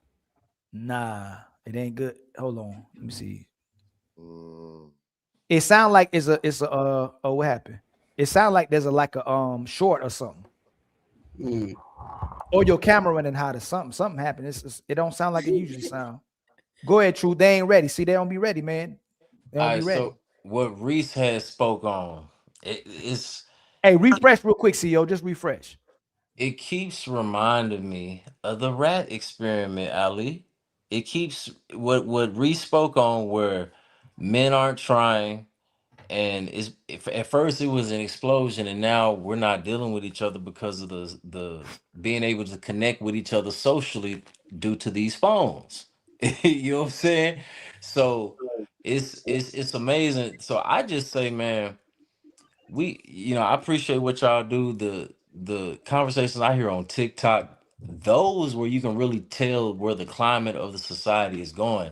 And I think Savage, you can speak to it how it is on TikTok. It's not getting no progression. Like, say, these conversations here on TikTok, man, it's like the Wild Wild West. And I'm talking about that's how they handle their relationships as well. You say something, Ilkan? Yes, sir. You ready? What you say?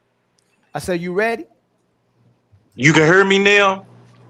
Yeah, you got a problem? Can you hear me? You got a problem? Yes. Can Yes, you we hear don't me, have a Ilkan problem. Ali? Yes. Yeah, you got a You problem? can hear me? Yes. All right, then. That's what's up. What's up? Yeah, holla, get up with me after the show. What's that mean? Who are you? Come contact me after the show. Who are you?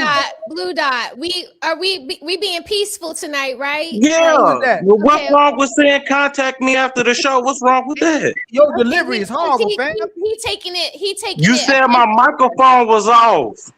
Yeah. You don't remember? Is my microphone on now? Yeah, we can hear you That's now. how you My bad. I thought, man, they said, remember, y'all said my microphone was off. Yeah, we were just trying to see. Oh, if you My bad. I'm gonna lower my tone. Yeah, contact me after the show. Okay, you on some positivity. Yeah, contact me Your after the delivery. show. All right, man. That sound. Y'all said my microphone. Y'all said my microphone was off. I didn't know if it was. I didn't know if you could hear me or not. Okay, this you know him, Yes, this is okay, a rose. you good. bud. Then you good. Okay, Rolando, you good, my brother. I was just trying to get you in the conversation, my brother. Sound like Yeah, you turned up on me. Yeah, Blue Dot. We wanted to know, did you have anything on the topic? Yeah. What was the topic? I couldn't never understood. I could never understand it. Okay, so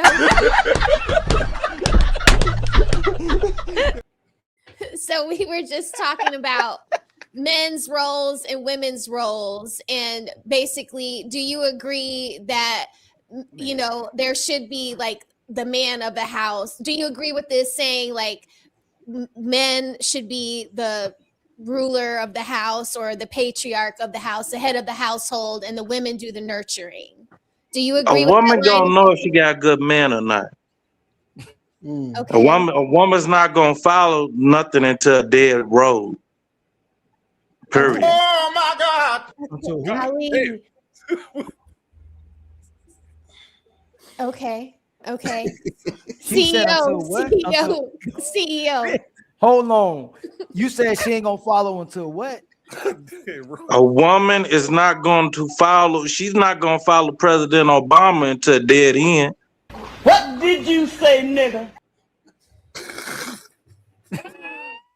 Okay, I got you. So, CEO, it's your turn. I get exactly where he coming from. I just wanted to know if Reese said is an actual fact. There's no pregnant young people.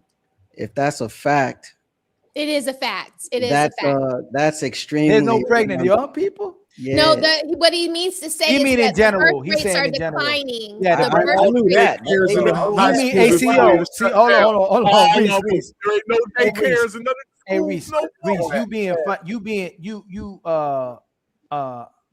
being hyperbolic, right? That's what you're doing, right? I just Fam, I'm out here every day. I catch No, buses. I'm with you. No, I agree. No, I'm saying in general. You saying there's young kids out here pregnant. There's young people out here pregnant. Okay. Damn. But what he's saying is that Somebody came up with somebody under 20 years old pregnant. Anybody do it. Call people. Hey, It's I saw nobody two anywhere. girls together. I saw two girls together getting in the Uber that were talking about bragging about they both were pregnant together. So I seen it, but it's extremely rare. I'm about to say in the amount of young people being the marriage is being delayed. Hold on, real Stu. If they can't hear y'all, just refresh. And you can't, Stu, you can smoke, but you can't have the cigarette or whatever that's in your hand on the screen. Yes, sir. But it's my bad. I forgot that part. It's what up the baby making is definitely declining. Absolutely, there's no doubt about it. Let's take what I said right now. Think for a minute, everybody on the panel, about the rest of your life, going back when you were in your 20 How did we populate the world? What did we see every summer in every city? Oh, it's over. Pregnant young girls every fucking way. Every year until 5 years ago. That's how we populated the earth for the last half century. Hey, Reach, you know what really happened? CEO settled down. That's what happened.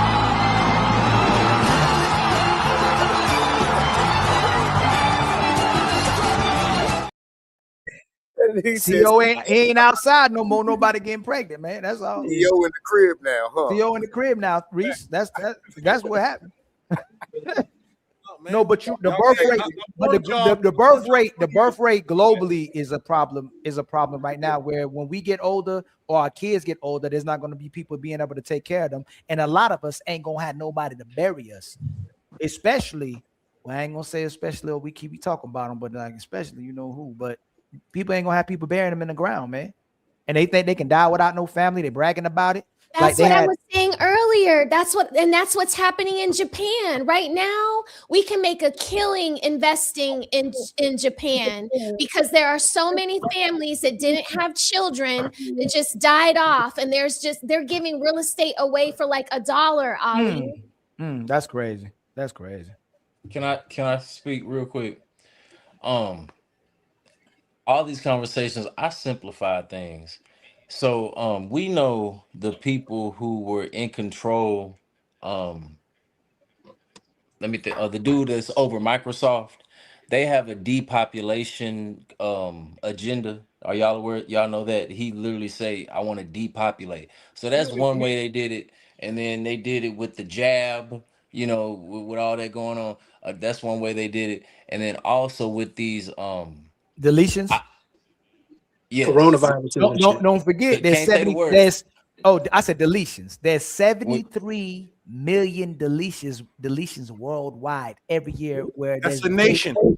That's babies not making it into this world. We kill a continent every year. That's a continent. Mathematically. Crazy. So check this out. Check this out. Hold, let me land real quick. Last one, and I'm done. Hey, true. I'm getting right back.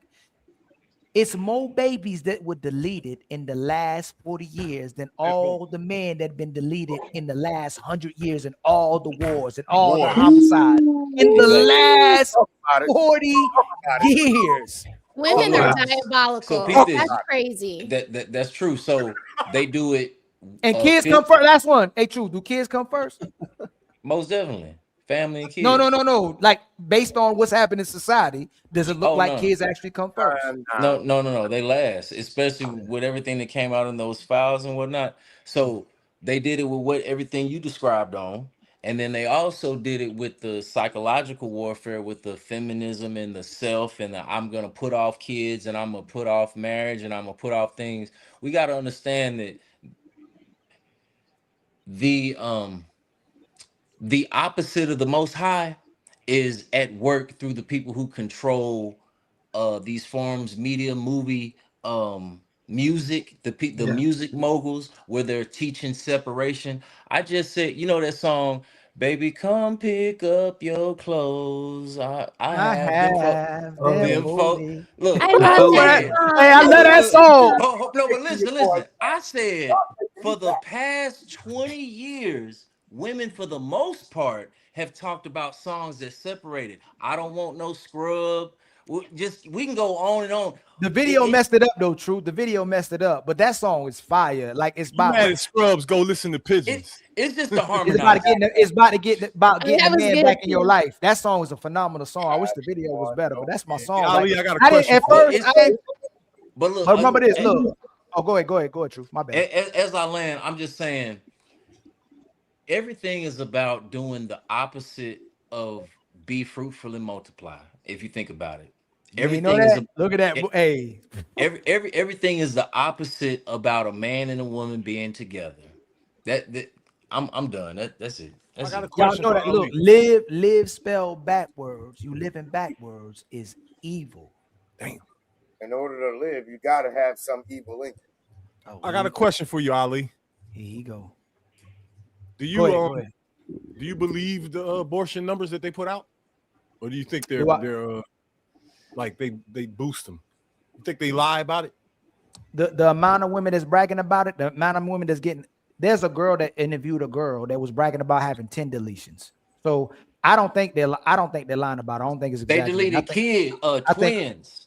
I think most of these, I think a lot of these women, not most, it's a certain minority of women who's doing it too. So let's not do what women do with us. It's not majority of women who's doing this.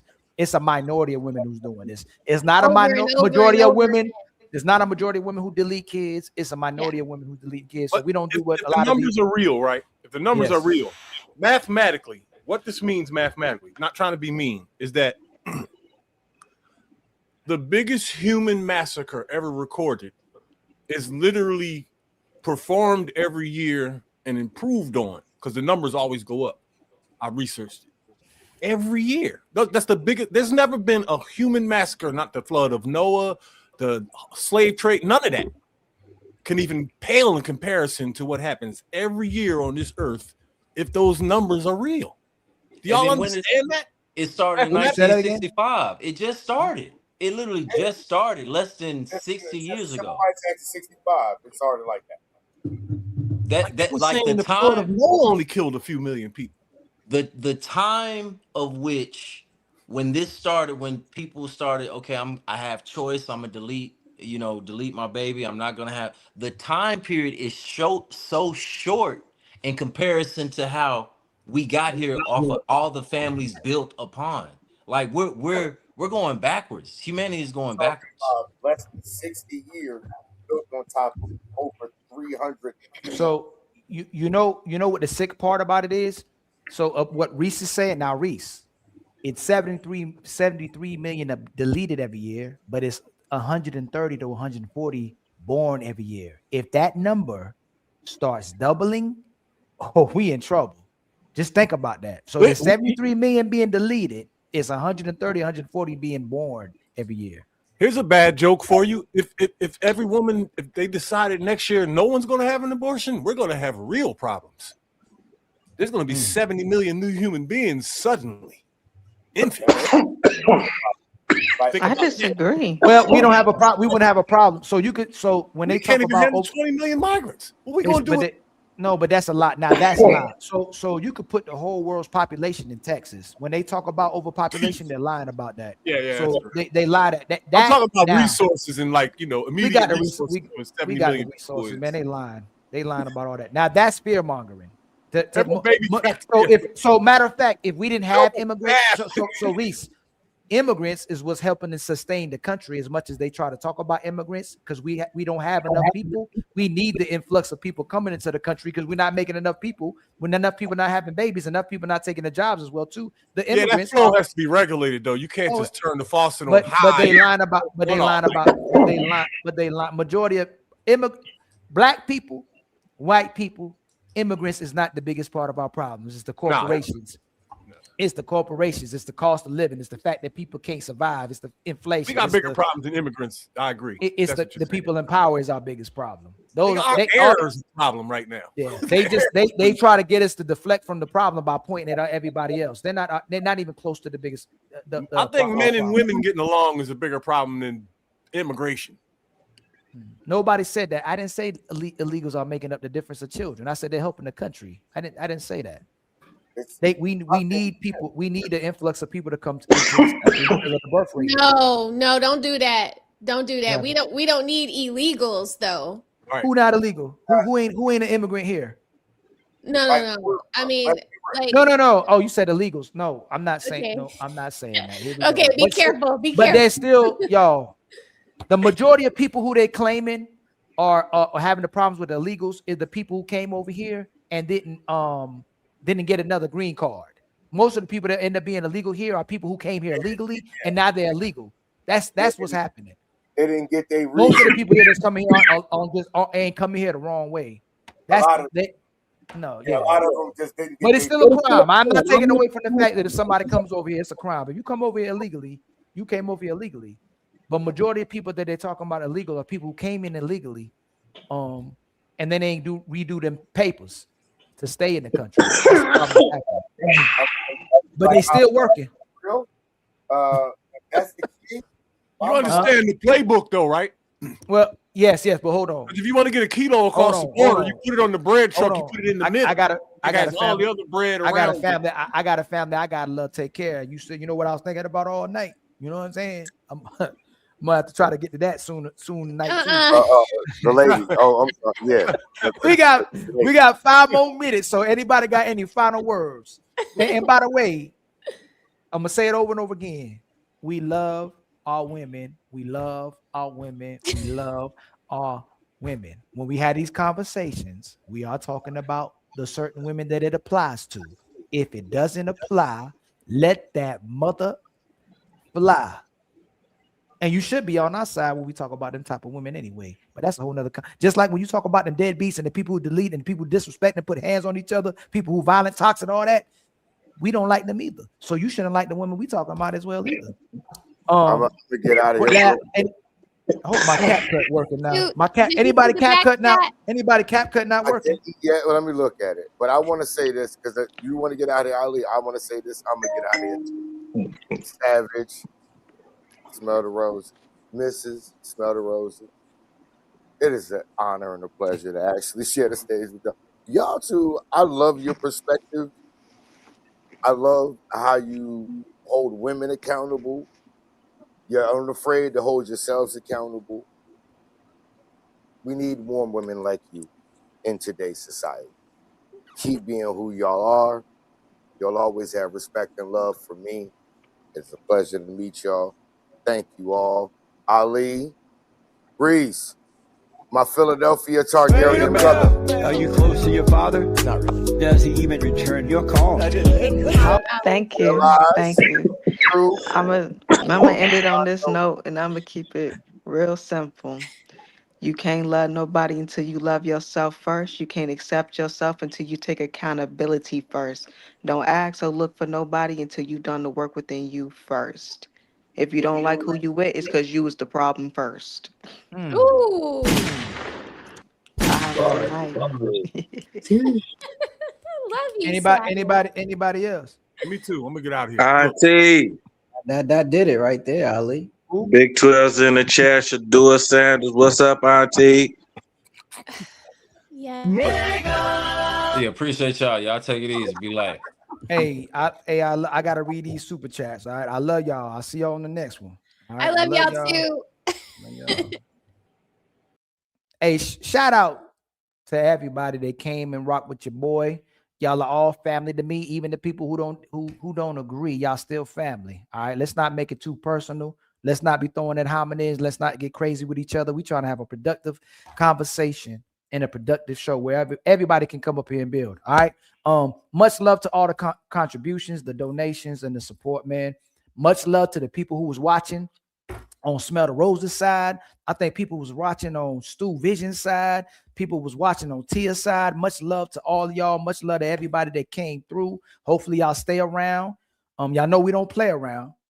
All right. But make sure y'all like, make sure you subscribe, make sure you sharing even while I'm talking. I'm gonna finish reading some of these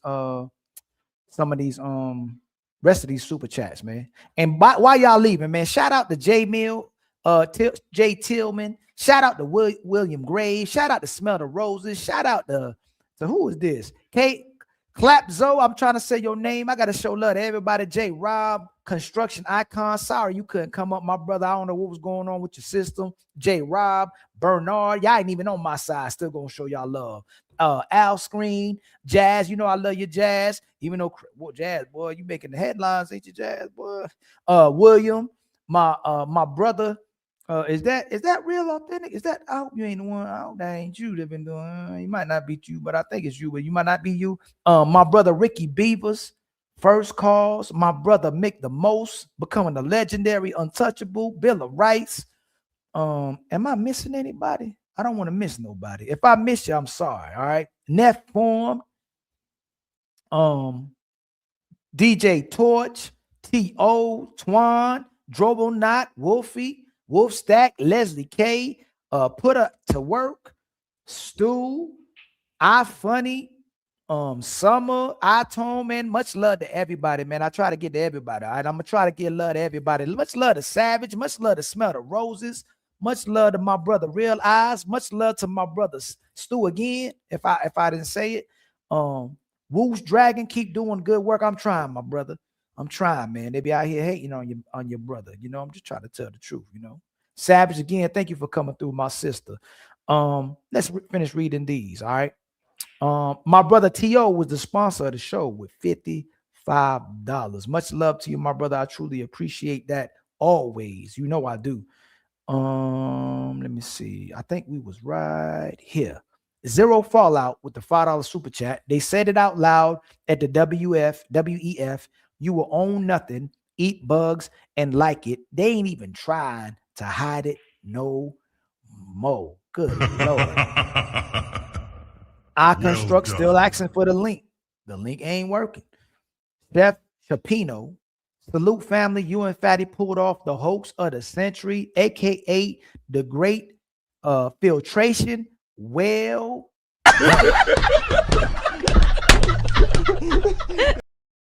and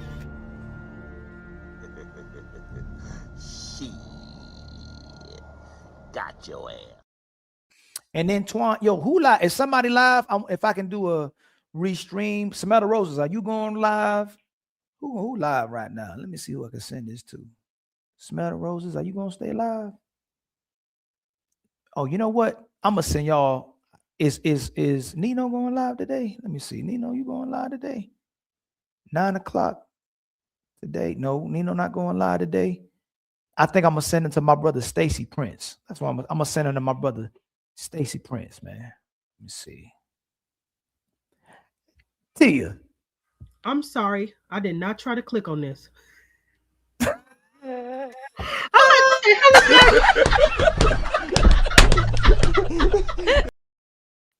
It's okay, Tia. Luckily, you ain't doing nothing else, Tia. You better be careful. Turn that camera I off. literally Tia. just opened up my laptop. You better turn that camera off, Tia. You know what I'm saying? You almost got in trouble. Hey, have a good night, Tia. All right, good night. All right. Shoot. Y'all about got a surprise, and I was my whole screen about to lose my screen, man. My brother Twan with the $5 super chat. I think Stu is under the and then my brother DJ Torch with the $5 super chat. Black men no longer have control of themselves, so they no longer can control the house by default.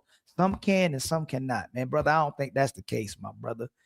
Most people are controlling themselves. It's the part where we struggling is in a relationship. If the sisters are going to pick themselves every time it's time to reciprocate and love you, and they want to lead themselves, you can't lead nobody that don't want to follow, my brother DJ Torch. So I don't agree with that one. I can get your perspective. I think there are men that's not leaders. I think there are men who are bums. I think there are men who are not productive. I think there's men who's lazy and not motivated. But for the most part, most brothers and sisters got control of themselves. It's where their priority lies. And men still crazy about women. Women just got to be crazy about men. Oh, shit. And then my brother DJ Torch with a $2 super chat. More men attack women than they do saving them. That's absolutely wrong. You can come pull up next time on the show. The data does not show that at all. Less than 1% of the population engage in violent acts or homicide. We're not going to let the black community have that type of rhetoric or narrative. That's absolutely not true. But I still love you though. And if you're going to use that, there's more babies that's getting deleted than the majority of humans who've been deleted on Earth. So do we need to protect children from women? That'd be foolish to say because of what a minority of women are doing. Construct Icon with a $2 super chat. Positive energy activates constant elevation. Much love to you, my brother.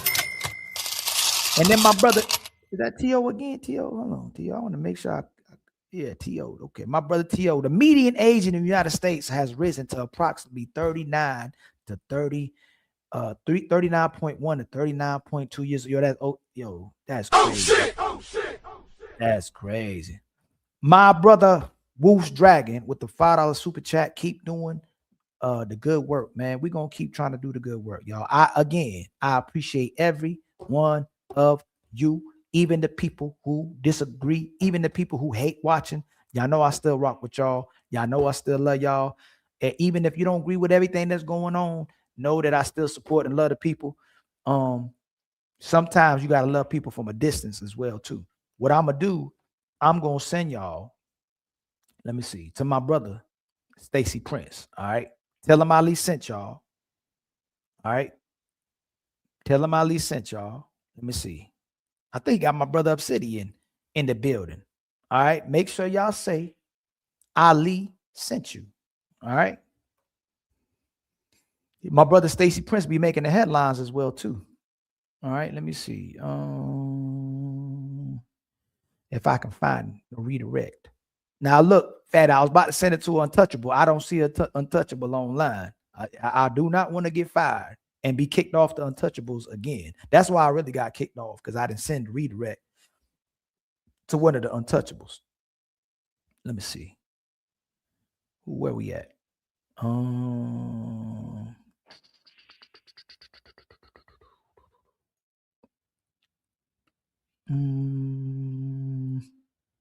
right. So y'all, if y'all still want to, my brother Stacy Prince is interviewing and having a discussion. Dang, he ain't got it on. So let me see. Let's see. Does Lapeef have? Look, I'm gonna do Lapeef. I'm gonna see. It's gonna be like, Ali send it to somebody. Let's see if he got his own. He might not even got his own. That's the only person else I could left to send it out. Or no Fugazi. You know what? I'm gonna send it no Fugazi. That's what I'm gonna send it to. Let me see. Let's see if he got his turned on.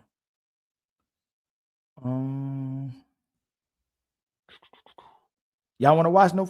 Oh, hold on. Let me ask y'all. Would y'all rather go to Lapeef or would y'all rather go to No Fugazi? Where y'all want to go?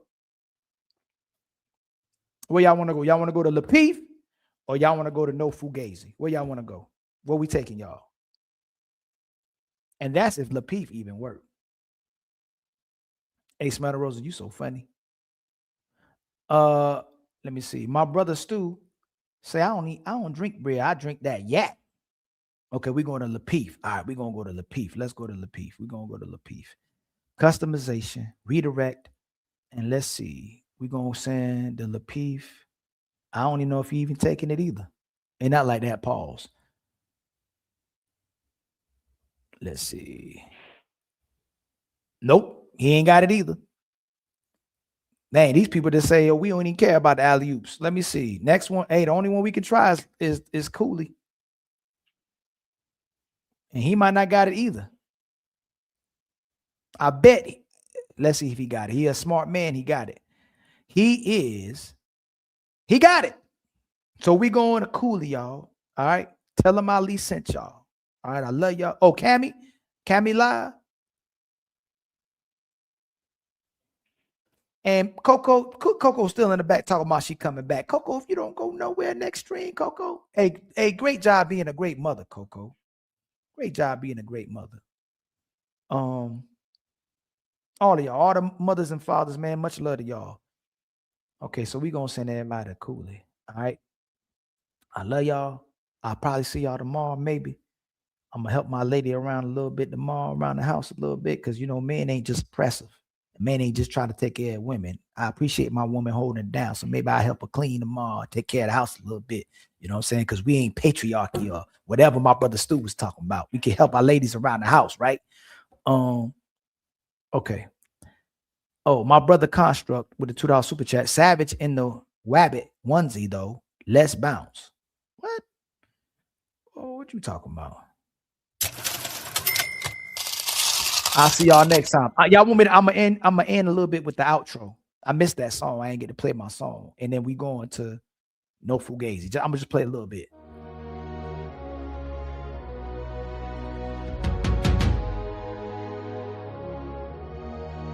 We rise higher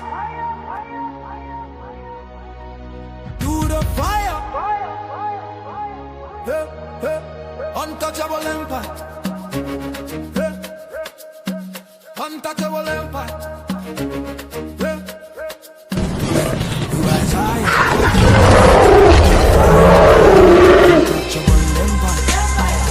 Lift us higher. Only empathy. Bring truth to the streets. We stand for the people, never fall, never retreat. Untouchable empire. We don't